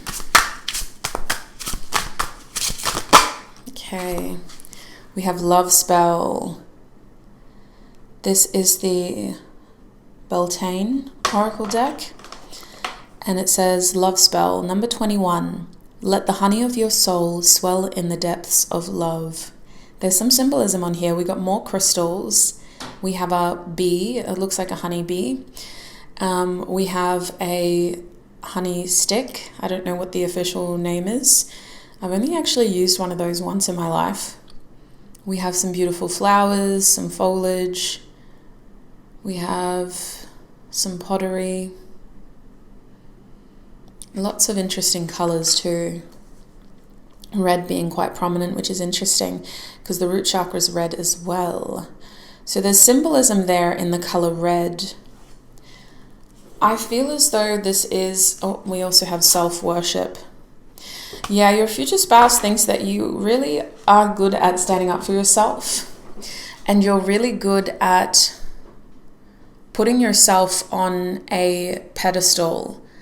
They think that you have a lot of self-worth, or that it's taken you a lot of effort to be able to see yourself in this way. I'm hearing you have a lot of self-respect, or you're very, you try to do the conscientious thing, the right thing for self. No, but conscientious is about doing things for other people. I'm just hearing mostly that this is directed at self. You try to do the right thing for self. It's interesting because I feel like this comes up in conversation. It's like you and your future spouse will talk about something and they'll be like, wow, why did you do that? Like your career, for example. Why did you choose that as a job? That must have been really hard to explain to your parents for whatever reason. And you kind of turn around and you go, yeah, but I'm living for me, not my parents. Life's too short to worry about what other people think. At the end of the day, I can't make everybody happy, so at the very least, I can make myself happy. And it pays my bills, it makes me happy. So there's no shame in that. And I think that this person really admires not only that mindset, but that response. There's a lot of evidence when you first meet this person that you've had to defend yourself quite a bit to people that you're just meeting, but also to people that you've known for quite some time. Now, with this love spell energy over here, I want to talk about this card first. I honestly think that this person is quite enamored by you, and I was picking up on that because Libra has that type of energy. It really draws you in and makes you feel charmed. Regardless of how you look, it's the way that you say things. It's the way that you take care of yourself. It's the way that you honor yourself and really show how important you are to yourself that wins this person over. They're very enamored by your, again, self-respect, but also by your self-image and how you hold yourself to a high standard, and you defend yourself to ensure that other people are treating you the way that you deserve to be treated. This person will see you as partnership material, and their first impression of you is that you're someone who is very sweet and charming. This love spell energy makes me think that this person's really going to enjoy the game of dating with you. And it's not because they want to play games and confuse you. It's because they're enjoying the process of getting to know you, of peeling back the layers. I'm actually feeling some resistance on your end. It's as though there are times where you pull away from this person, where you want them to just like show you. There could be little tests that you give them, but I'm actually feeling resistance from you. This isn't an easy process, and that some of my other groups have been incredibly straightforward. Yours is a bit trickier. You want to test this person and you want them to show you that they can be worthy of the love and devotion that you have. You want this person to prove to you through their actions that they can step up and be the partner that you deserve. And so they really seem to enjoy that process. They enjoy the dignity that you give them. They enjoy the fact that you don't do everything for them. And they enjoy the fact that you may have more traditional roles within the relationship. Their first impression is that they have the right to be the person they were designed to be in this connection with you. And they enjoy the fact that you are very supportive of that role. So it could be more traditional in that there's a standardized expectation here that is quite dated. Like, I don't think, obviously there are roles that we kind of fall into typically in heteronormal relationships. But even if this isn't a hetero relationship, there is this energy of this person fitting into the role that their personality was designed to be. They may be a more feminine person, they may be a more masculine person, and so they feel like with you they can be themselves naturally, and they can fulfill their roles as a partner in this partnership naturally with you. You're not going to overshadow them by taking on too much of the load, and you're not going to take from them by expecting too much either. There's a lot of balance that they can see with you, and their first impression is that they are someone who can fulfill your expectations, who can step up and be the person that you're looking for. Now, is there anything else, Spirit, with this card before we move forward? No. Yellow and red are really significant colors for some reason. They don't have to be bright colors either. See how we have it over here as well? That sort of yellow to a orangey red color. Very significant colors for some reason. I do get strong root chakra energy, which tells me that this person's first impression of you is that you offer a lot of promise. There's a lot of potential, and there could be the start of something quite significant and new with you. They see you as someone who is not coming as a finished project, but as someone that they can build together, which is really appealing to them. They want to build something with you. They don't want to feel like you have everything and how do I fit into your life? This is someone that loves the idea of creating together and building together. And with the rose quartz energy over here, we see that again with our root chakra being at the bottom. Although there's hints of it over here in this imagery with the colors, the root chakra on the rose quartz is talking about stability and foundation. This person's first impression of you is that you are focusing on your stability and your foundation. There may be a conversation about how you're actively trying to protect your peace, how you're actively trying to work on your friendships and on keeping your friend circle close. You may be actively working on your image on public social media. You may be actively trying to give yourself a fresh start. This Uranus and root chakra energy is talking about giving yourself the freedom to think as you want. You may come across as someone that's quite outspoken, that thinks outside the box. They definitely see you as a bit of a free spirit, as a very independent person, and as someone who isn't afraid to say what they're thinking, regardless of what other people may think about those statements. The number 27 and 21 could be significant as ages, but the number 7 in general is quite significant, which tells me that you will have your own experiences, my viewer, before you meet each other. You and your future spouse will feel like you've already gone through that fledgling stage in life where you don't know who you are. You're going to have a strong sense of identity before the two of you meet each other. You're going to have a strong sense of challenge and adversity before you meet each other. And you're going to have a strong sense of how you overcome those challenges and that adversity through the solutions that you seek. You're going to know enough about your character to where you don't lose yourself in this relationship before you meet them. So, with this Uranus energy and the rose quartz energy, there is a sweetness towards you, and this person is very attracted to your mind, to the way you talk, to the way you think as soon as they meet you.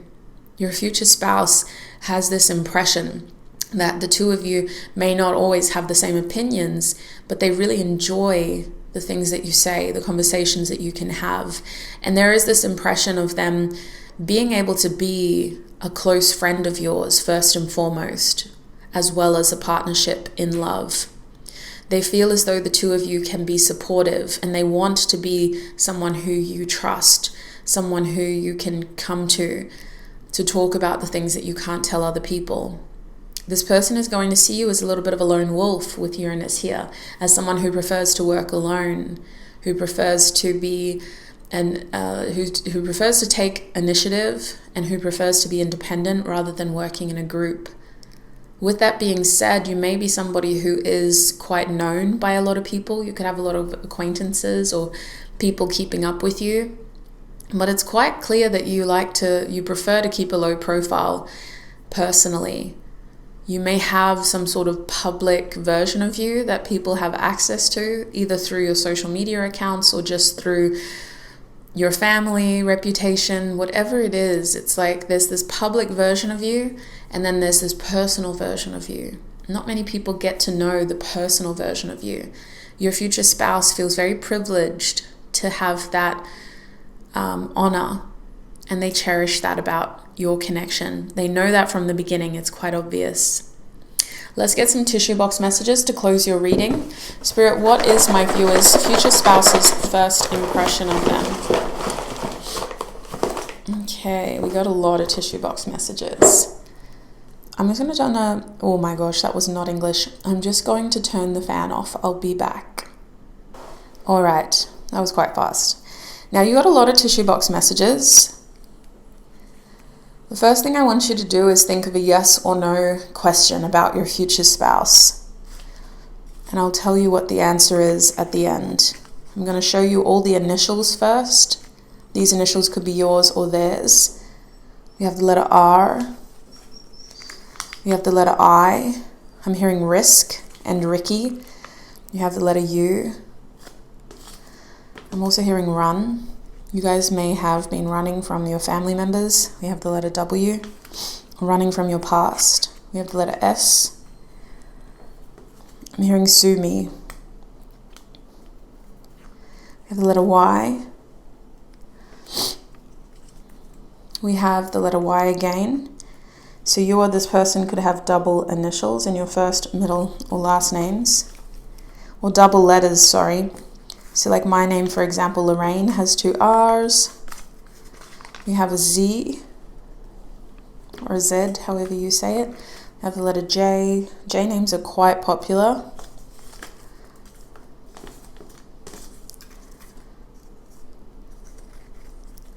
Are there any more initials? There's one down here. You have the letter V, Victoria, Victor, Vivian. I'm also hearing Valium. Okay. Goodness, very specific. Any more initials? I don't think so. Let's cut out, let's start looking at these big messages. We have April 11th, which could be a significant date. I am grateful for family.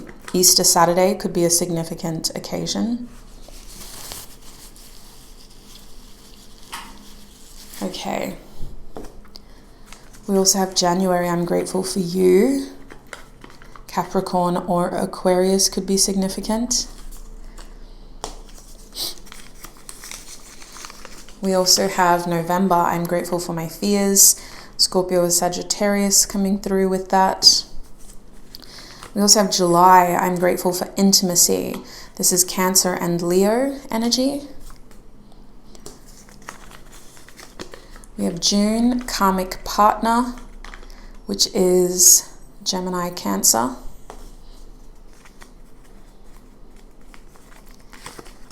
We also have February, I'm grateful for my love, which is Aquarius and Pisces energy. So I'm seeing a lot of cusp signs, January, February, June, July. So this person could be born on a cusp or in the very close region between 2 signs. Very close. Okay, additional messages we have that are handwritten are sleepless. We also have thinking. We have crown. And we have love.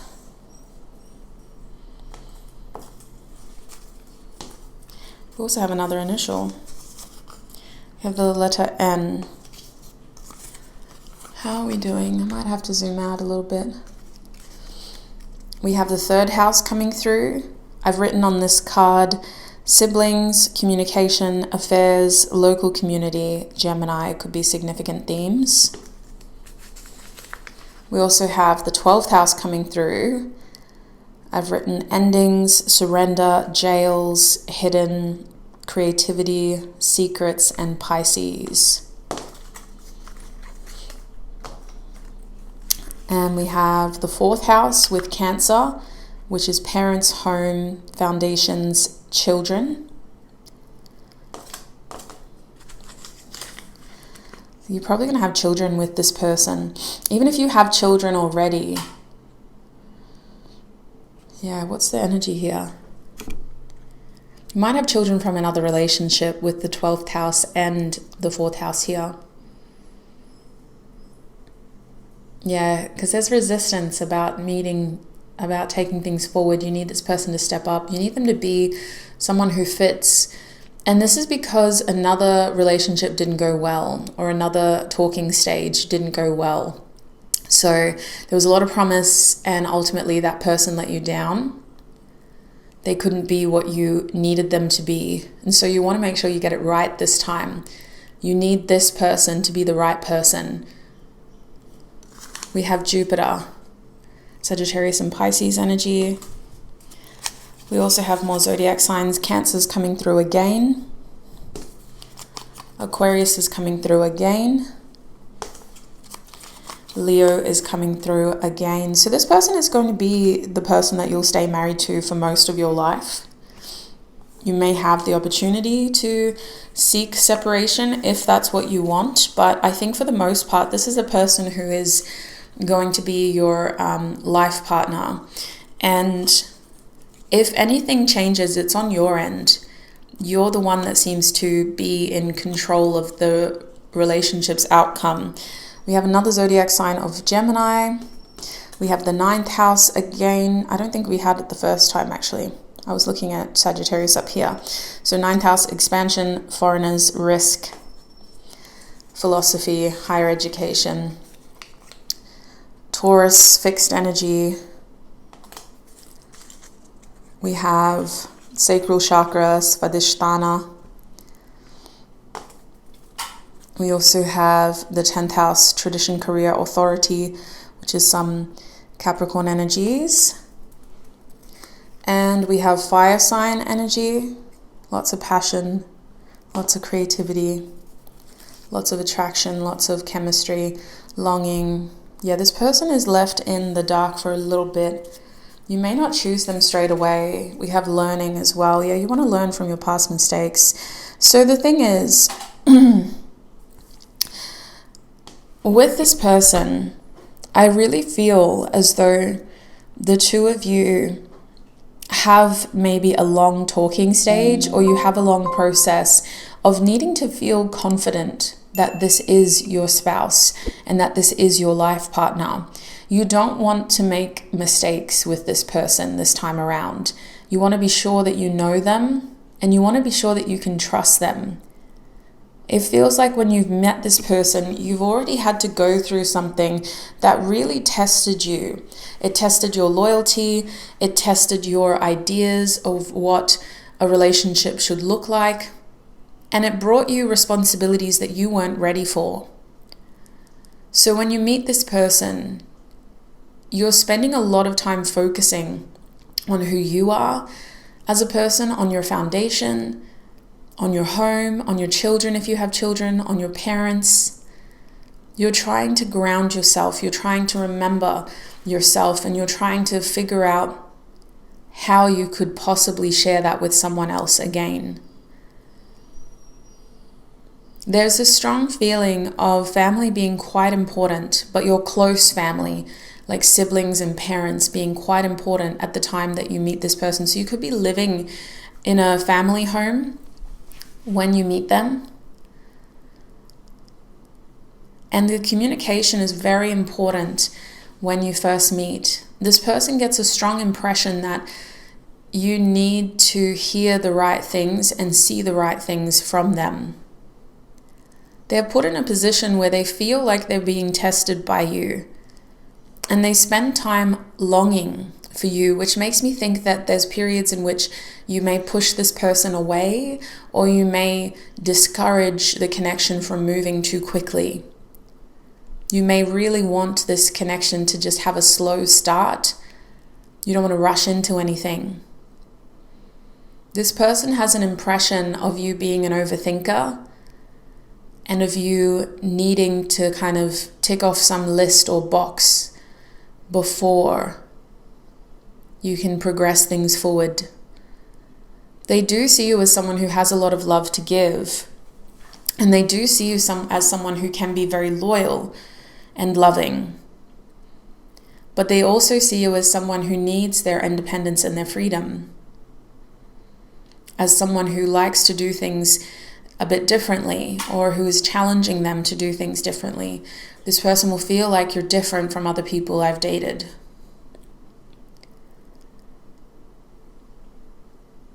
And they do think that you are someone who wants to kind of get married. Marriage and a more traditional form of relationship is important to you. Having roles and set responsibilities in this connection is important to you, because you don't want to take on more than what you need to. And you may have direct experiences from previous relationships where that's happened. If you're saving yourself for marriage, you don't want to be married more than once, it's likely that you will have experienced these relationship problems in family connections or friendships. But I feel for most of you that you could have been married before, or you could have had a connection before that you really thought was going to lead to marriage. And then it fell apart because that person just couldn't be what you wanted them to be. They couldn't be the person that they portrayed themselves as, or they just never grew from that initial phase. And so you're looking for someone who can grow with you. Your future spouse has the impression that you're someone who can be a little go with the flow at times in specific ways. You may have a religious aspect to you that believes in faith and the unknown and the mysteries of the universe and God. But if there's anything that you can do, you do it. And so you hold people accountable. You don't give people free rides. You don't let people get away with things, is what it feels like. So think of that yes or no question again, and I'm going to show you your answer in 3, 2, 1. Your answer is yes. So my group 3s, this has been your future spouse's reading of what their first impression of you is. I hope this has been helpful. It's definitely been informative. You guys got the most information out of all the groups. I'm going to take this into the extended reading now, where we'll have a look at your first impression of your future spouse, which will help us get a better understanding of what it's going to be like when the two of you first meet each other. Hopefully we can fill in more pieces of the puzzle and just give you more clarity, do a little bit of dreaming and scheming about what that first meeting is really going to look like. If you'd like to join me in the extended reading, the link is in the description box and the pinned comment. That link takes you to a page on my website where I host my extended readings, so please make sure you click on the right reading and double check before you pay anything that it's exactly what you're looking for. Remember, your group 3 of the All About Your Future Spouse Part 1 series. So double check the thumbnail, double check the description box, make sure it's exactly what you've paid for, sweet souls. Thank you for all of your time, your energy, your support, and this energy exchange right here on YouTube. As we're parting ways, I wish you peace, joy, happiness, health, wealth, abundance, prosperity, success.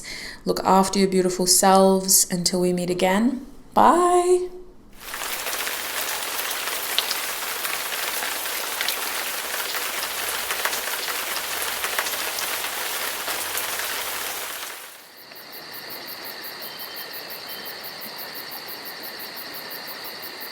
Hi my group fours, and welcome to your reading. Oh my days, I just got an influx of love from this group. So I may know some of you personally, or you may have been here for a very long time and it feels like we're already family. But welcome group 4. It is so lovely to connect with you and to reconnect with you. If you recognize this 6th house energy, this 6th house card, then this is going to be your reading with me on YouTube. We're asking Spirit all about your future spouse, starting with, well, this is going to be a series. So this is part 1. And in part 1, we're going to have a look at first impressions. On YouTube, we're having a look at your future spouse's first impressions of you. Sorry, I'm clearing a lot of energy, burping a lot. There's definitely going to be a big transition from the last group into your energy. I'll do an energy connection chant with you, but I just got to get this spiel out of the way first. So here on YouTube, we're covering your future spouse's first impression of you. In the extended reading, we're going to have a look at your first impression of them. So the extended reading is linked in the description box and the pinned comment. I'll talk more about that at the end. Now, before we get into your energy, as I said, I'm going to do an energy connection chant to help me channel your collective energy. And I also just want to remind you that this is a free reading. Make the most out of it. Journal, take notes. Write down what resonates and make a little list of what doesn't resonate, as it may resonate at a later date. It may also be helpful just to write down what the name of this video was so you can refer back to it, and what group you chose so you can refer back to it as well. Okay, let's do this energy connection chant. Please limit your distractions. Focus on the screen and the sound of my voice. Spirit, please help to connect me with Group 4's energy. Please help myself as Group 4's reader channel the most clear, honest, and specific messages that I can about Group 4's future spouse, so that we may offer them the information and clarity that they need to achieve this best possible outcome. Thank you, Spirit. Okay, so 6th house energy. This card is kind of saying that your future spouse's first impression of you is that you're someone very generous. I'm hearing charitable and kind. You're someone who has a lot of time for the people and the things that you care about. You may have animals, and you may spend a lot of time with your animals. I'm also seeing that some of you have very specific hobbies or interests, and you value your time doing these things. There's something habitual about your nature. And your future spouse's first impression of you is that you may invest a lot of time into the little things that bring you joy. And they may not fully understand this. They may think like, why? Why do you wake up an hour early just to be able to play your little crossword or Sudoku puzzle? Why do you do that extra 2 hours of overtime at work just so you can catch up with your friends from the other departments? They may interpret this as you wasting time, wasting your own valuable resources, your time and your money on things that seem trivial or even just silly because they don't pay you back as much as you give. But they overall interpret this as you having a very charitable, generous, and kind nature. I think that your future spouse will have concerns when they first meet you, that you're someone who could easily be taken advantage of, and they may see you as someone who other people may overshadow, especially if they have more extroverted personalities, or if they're people who tend to be the loudest voices in the room with their strong opinions. Your future spouse's first impression of you is that you're someone who's very detail orientated. And this isn't a bad thing. They think that if you could channel this energy and the way that you do things, the method and the effort that you put into things, into your goals, you'd be able to achieve them overnight. And so there's this interpretation that sometimes you get distracted, and sometimes you self-sabotage things by overly committing yourself. But I'm hearing the word accomplished. So your future spouse really respects the choices that you make and will learn to respect the way that you invest your time and your resources. It's what makes you you, and it's what keeps you grounded. Your charitable nature is what makes you feel like yourself. You give more than you get is what's coming through with this card.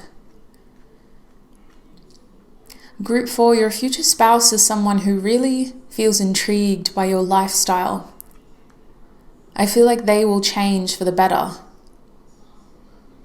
to accommodate the way that you live, taking on this interest in animals or specific niche hobbies.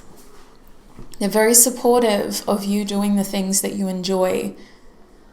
But I feel as though they feel a level of responsibility to be able to give you that freedom to continue doing that. So when you're together in a serious spousal way, they may worry that they can't fund your passion projects or the things that bring you joy. They may worry about you getting burnt out, and they will worry about you being taken advantage of.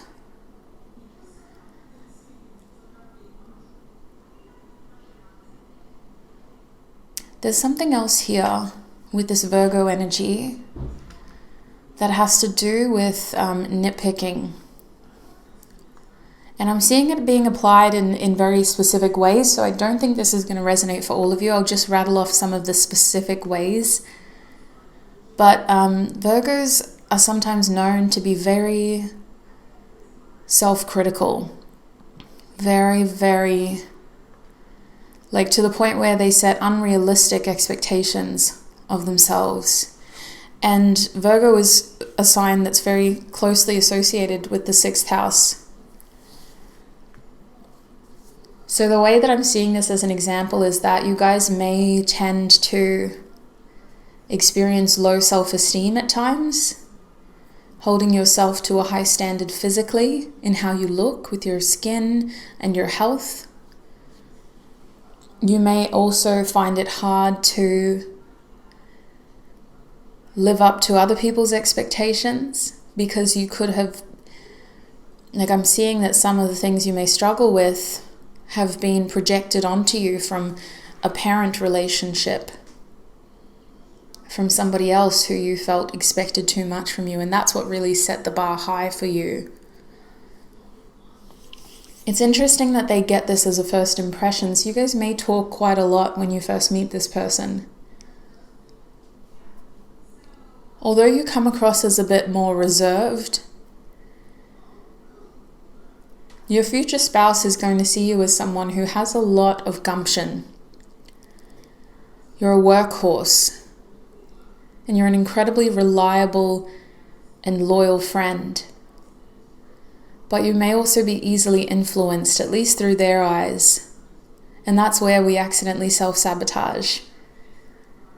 Instead of being able to stay focused on the things that we've been working on or on the priorities that we've set for ourselves, you may struggle with self-discipline. Because I think with this 6th house energy, your future spouse has this impression that you're very quick to bend to the needs of those that you care for and that you have loyalty to. You may overdo it at work, overcommit yourselves, over-invest your time versus what you're getting paid. You overspend on your friendships and relationships. You're the last person to leave the party because you're helping clean up. You're the first person to show up to church because you're helping set up. You're the first person to put your hand up because you want to help out.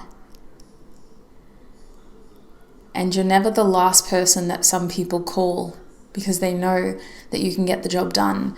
And so your future spouse has all of this awareness and sees all of this within you, And it makes them want to just protect you. It makes them want to be the voice of reason, the one who's telling you, hey, it's time to pull back, focus on you, focus on us, and be more mindful of the fact that these people don't give as much as they take. Interesting first impression. It's crazy how this person is able to make that many assumptions out of when they first meet you. So you may know this person for quite a while, or you may just feel a familiarity with them when you first meet, to where you're having these big, I'm hearing yap sessions, so big conversations, like word vomit, a lot just comes out. Is there anything else we can gather from this card before we get more oracles, Spirit? We're going to do tissue box messages for you first.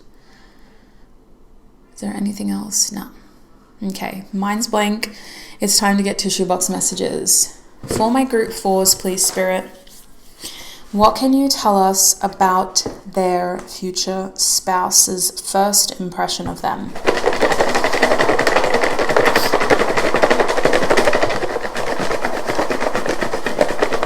Okay, group 4's future spouse's first impression. Alrighty. So usually I get the initials out first. These could be your initials or the initials of your future spouse. We have the letter M coming out first.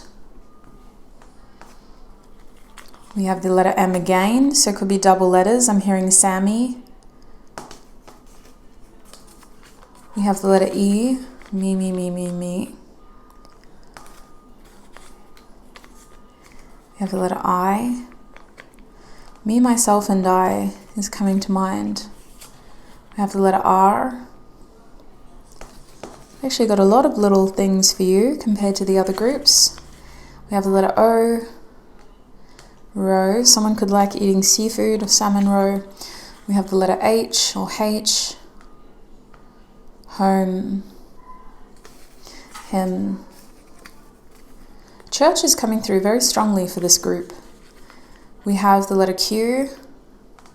You don't need to be religious. It could just be significant to how you meet this person or to when you first meet them. Some sort of religious institution. Doesn't have to be associated with Christianity if you don't resonate with that. I feel like Christians mostly watch my readings, or Hindis, so it doesn't have to be a specific faith. But a religious place of worship is definitely prominent here. It keeps coming through. We have the letter N as well.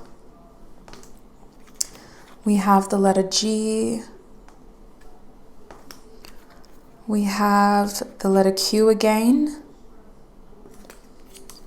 We have the letter G again. So 2 G's, 2 Q's, 2 M's.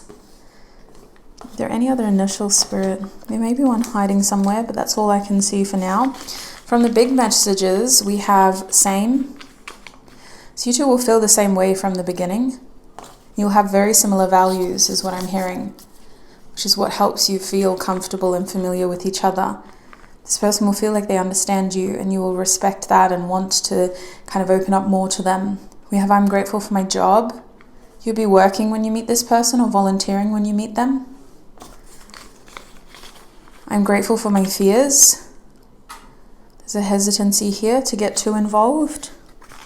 So I have the letter I again. A lot of doubles with you.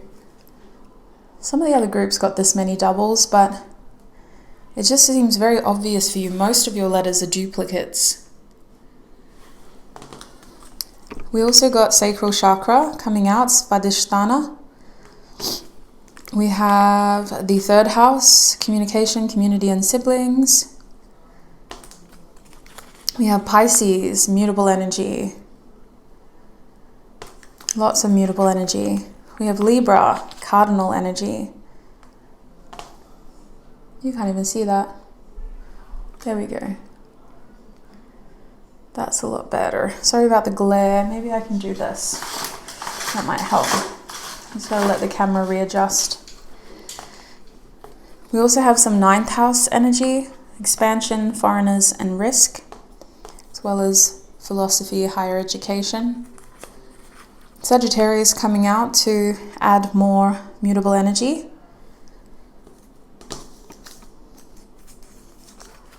We have Taurus, our only fixed sign.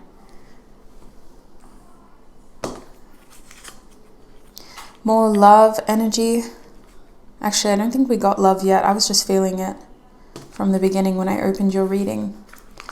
We have Aries energy, some cardinal energy with the first house, brand new beginnings, first impressions. We have the South Node, indicating our past, our karma. We have more 9th house energy, so here we can see gambling, religion, luck and risk, as well as higher education. And for zodiac signs, we have Taurus again, so that's twice now. We have Libra again as well. So Libra and Taurus, a Venus placement could be significant. Your sun could be this person's Venus sign, or their sun could be your Venus sign. But looking at this energy, your future spouse's first impression of you is that you're very changeable. You're someone who gains a lot out of the work you do for others. You have a genuine vested interest in being a good person. And this is driven by some sort of religion or just a faith within self that what goes around comes around. You want to treat people how you want to be treated. And even if you don't get back what you put in, you know within your own conscience that you're a good person. And that's what matters to you. You guys come across as people who have leadership qualities, and your future spouse will see you as someone who has the ability to be a very good leader, but you don't like to be in the spotlight.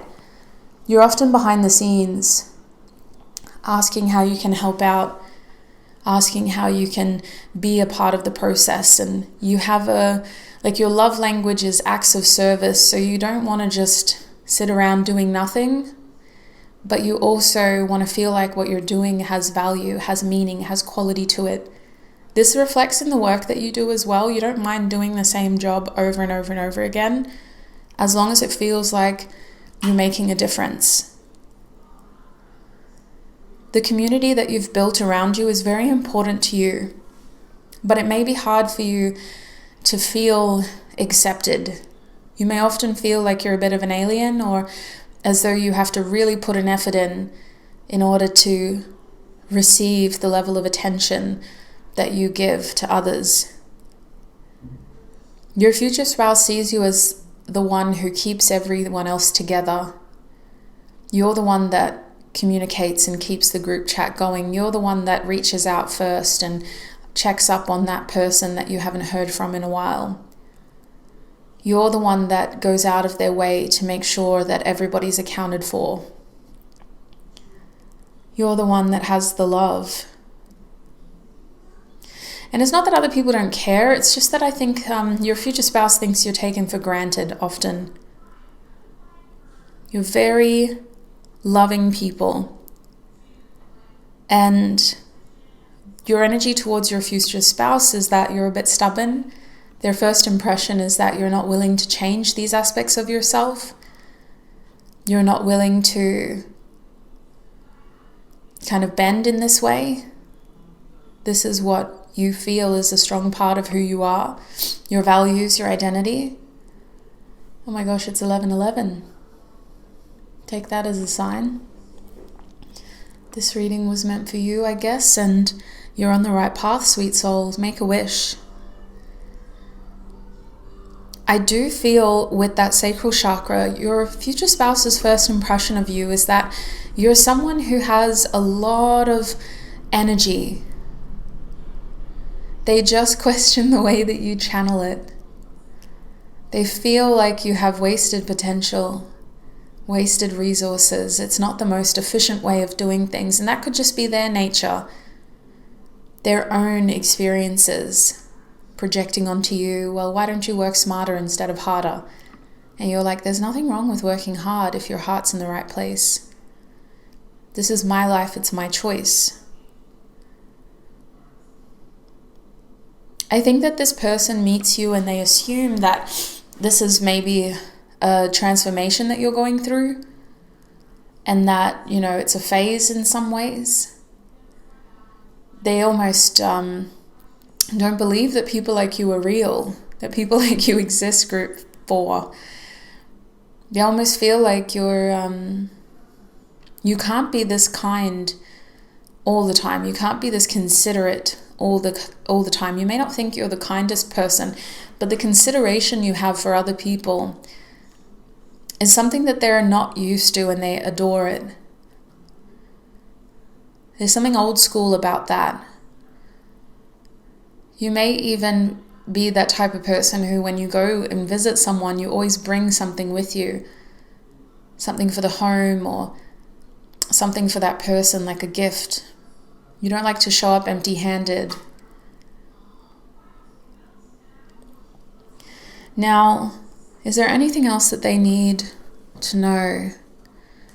Grateful for my job. The 15th of April could be significant, as well as the 15th of April 2020.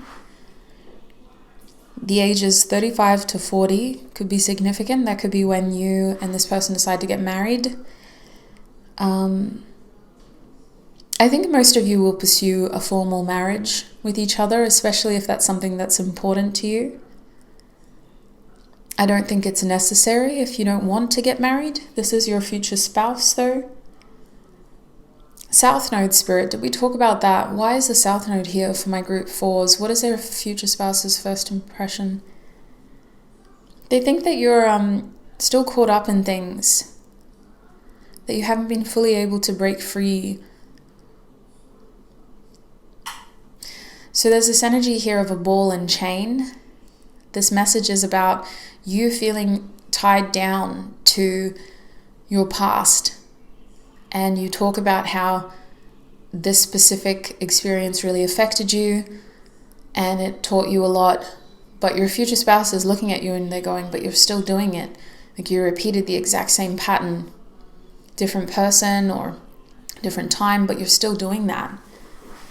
So they feel like you have a hard time breaking free of some of your karmic cycles. You have the tendency to repeat unhealthy or unhelpful patterns. And you're drawn to specific situations that seem to be teaching you the same lessons over and over and over again. And this is coming from them in a very logical way. They see you as someone with a big heart. You're a feeler. You have big feelings. You care. And you channel your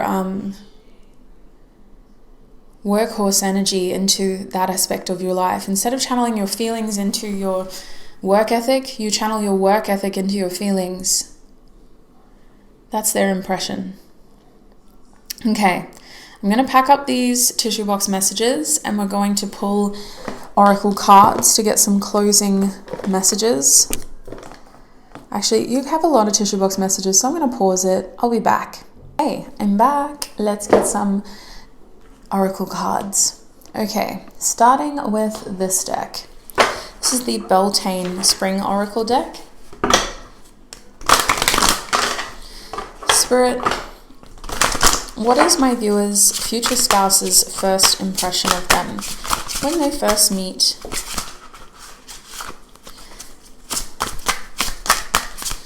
My viewers' future spouses. Okay, we'll go with it. Ooh, that's interesting. You guys got the honey card. So the number 18 could be significant. The sweetness of you swells in the grace of your pull. Oh, so beautifully lethal. Interesting. The back of the deck is love spell. So as critical as this person is, they're quite infatuated by you. Very infatuated. When they first meet you, you probably just told them a lot and they had to process it all. They're very much under your spell.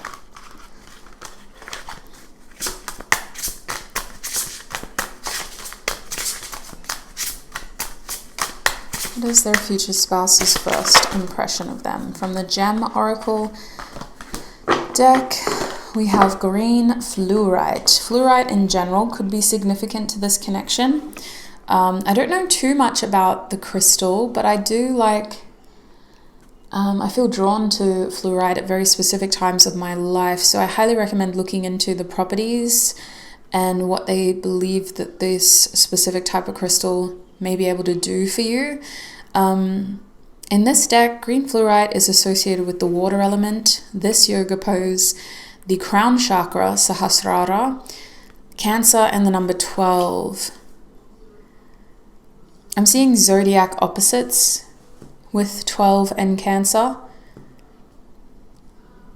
So in a zodiac wheel, this person may be on the opposite side of the chart to you. For example, the opposite of Cancer is Capricorn. It would help to have a look at what your opposite is.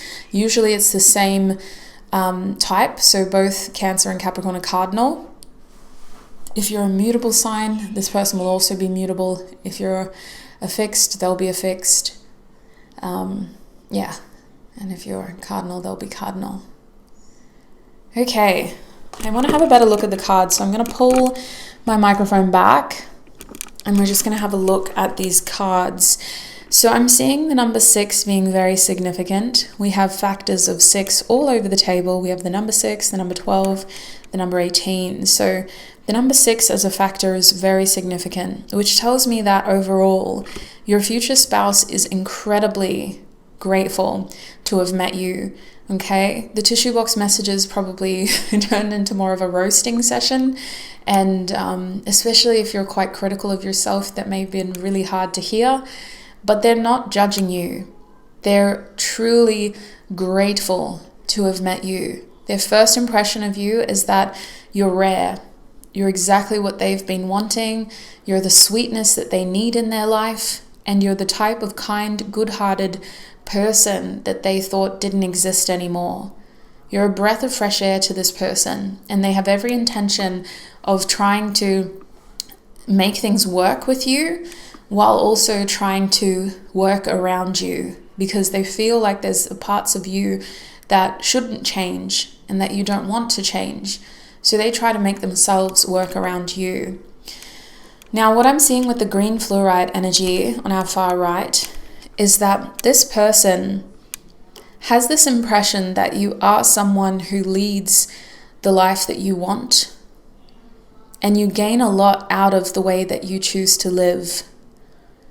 You feel as though this is your destiny or your purpose in this life. And even if it doesn't make you rich, you do what you feel is right within your heart. And that's what green fluorite is saying. There's also this unknowing that your values as a person and through your spirituality, your religion, are what makes you you. And you have to do this in order to continue to feel happy and satisfied and fulfilled. This person has the impression that you can technically do anything that you put your mind to, but you've chosen to live a life quite humble. They feel like you do things because you feel obliged to, because it's your higher calling, or because it's a big part of your faith, your spirituality. And they can't pretend to fully understand that, but they definitely respect that. And I can see with this green fluorite energy being here, that your future spouse does what they can to kind of get their head around that. There may be little things to iron out throughout your journeys together, especially during challenging times where this person may be feeling like they're not coping well and they just kind of want more support from you. They may be like, well, why are you giving all your energy to your workplace right now? Why are you giving all your time to your family? Like, we're your family. We need your time here. But they'll eventually agree that this is also what they love about you. And they love that you just have so much to give. You're so caring. You're so thoughtful. and you're so good at taking care of other people. And that is their first impression of you. You're so good at taking care of other people. With green fluorite, you're very compassionate, you're very caring, and if you make any mistakes, you take it very personally. Now, with the 12 energy here, you have a hard time saying no to the people that you love. You have a hard time ending toxic family-based connections. You're incredibly forgiving. And there may be times that are very rare where you've actually had to completely cut somebody out of your life, or where you've had to actually completely reject any form of support and help. But it's very rare. And your future spouse will see that overall, their first impression of you is that you just have so much love to give. Now, is there anything else that they don't know that needs to be said about that green fluorite energy, so I don't repeat myself, Spirit?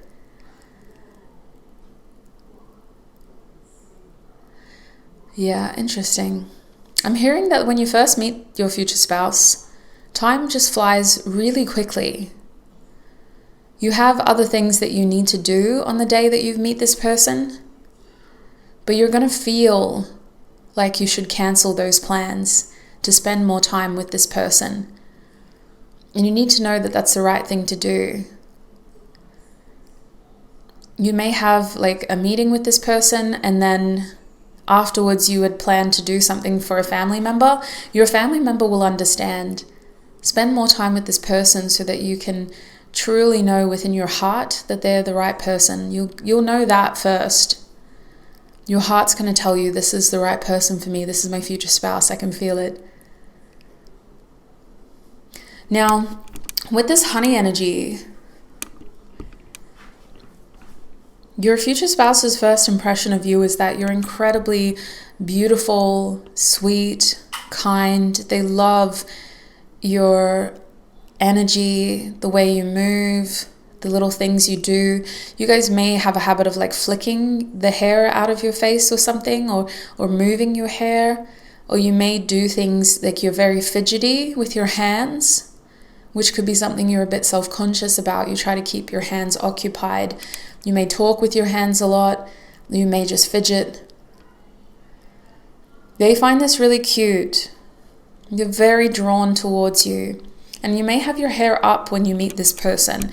I don't think it was your plan though. I think you were just like, well, I'm going to have a busy day, so I'd rather just have my hair out of my face. So you put your hair up.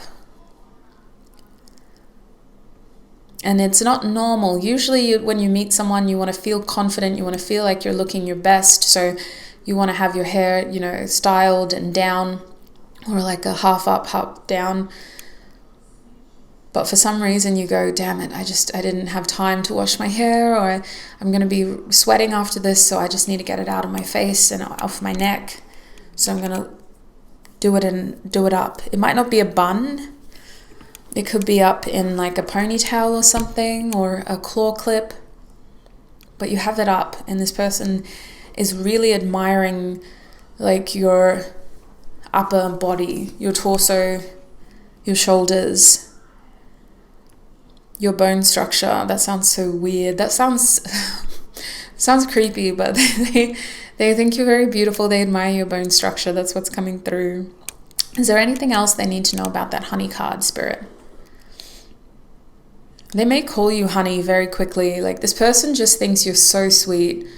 They may already have like pet names for you that they've thought of when they first meet you. They'll be like, I just want to call her honey. I just want to call him honey. I just want to call them honey. Very interesting. I think that's all that I'm getting, sweet souls. So I might end your reading here. I hope this has been fun, helpful, informative. It's been an absolute pleasure to read for you, my group 4s. That is what I'm seeing when it comes to your future spouse's first impression of you. I'm going to take this into the extended reading now, and we're going to have a look at your first impression of them. So that extended reading is linked in the description box and the pinned comment below. Make sure you're triple checking that you've selected the right reading. Each group is sold separately. Your group 4 of the First Impressions Future Spouse reading that I posted in November. So this is going to be the extended reading for part 1, group 4. Click on the link and double check before you spend any money that you've selected the right reading. Thank you so much, group 4, for all your time, your energy, and your support right here on YouTube. It has been a joy to be a part of your journey. Thank you for letting me read for you and exchanging energy with me here on YouTube. I appreciate all your support. If you enjoyed this reading, be sure to give it a like. Feel free to comment. But if you want to stay anonymous, I completely understand. Look after your beautiful self on your journey ahead. I wish you peace, happiness, joy, prosperity, abundance, health, wealth, success, and anything else I might have missed. Until we meet again, bye!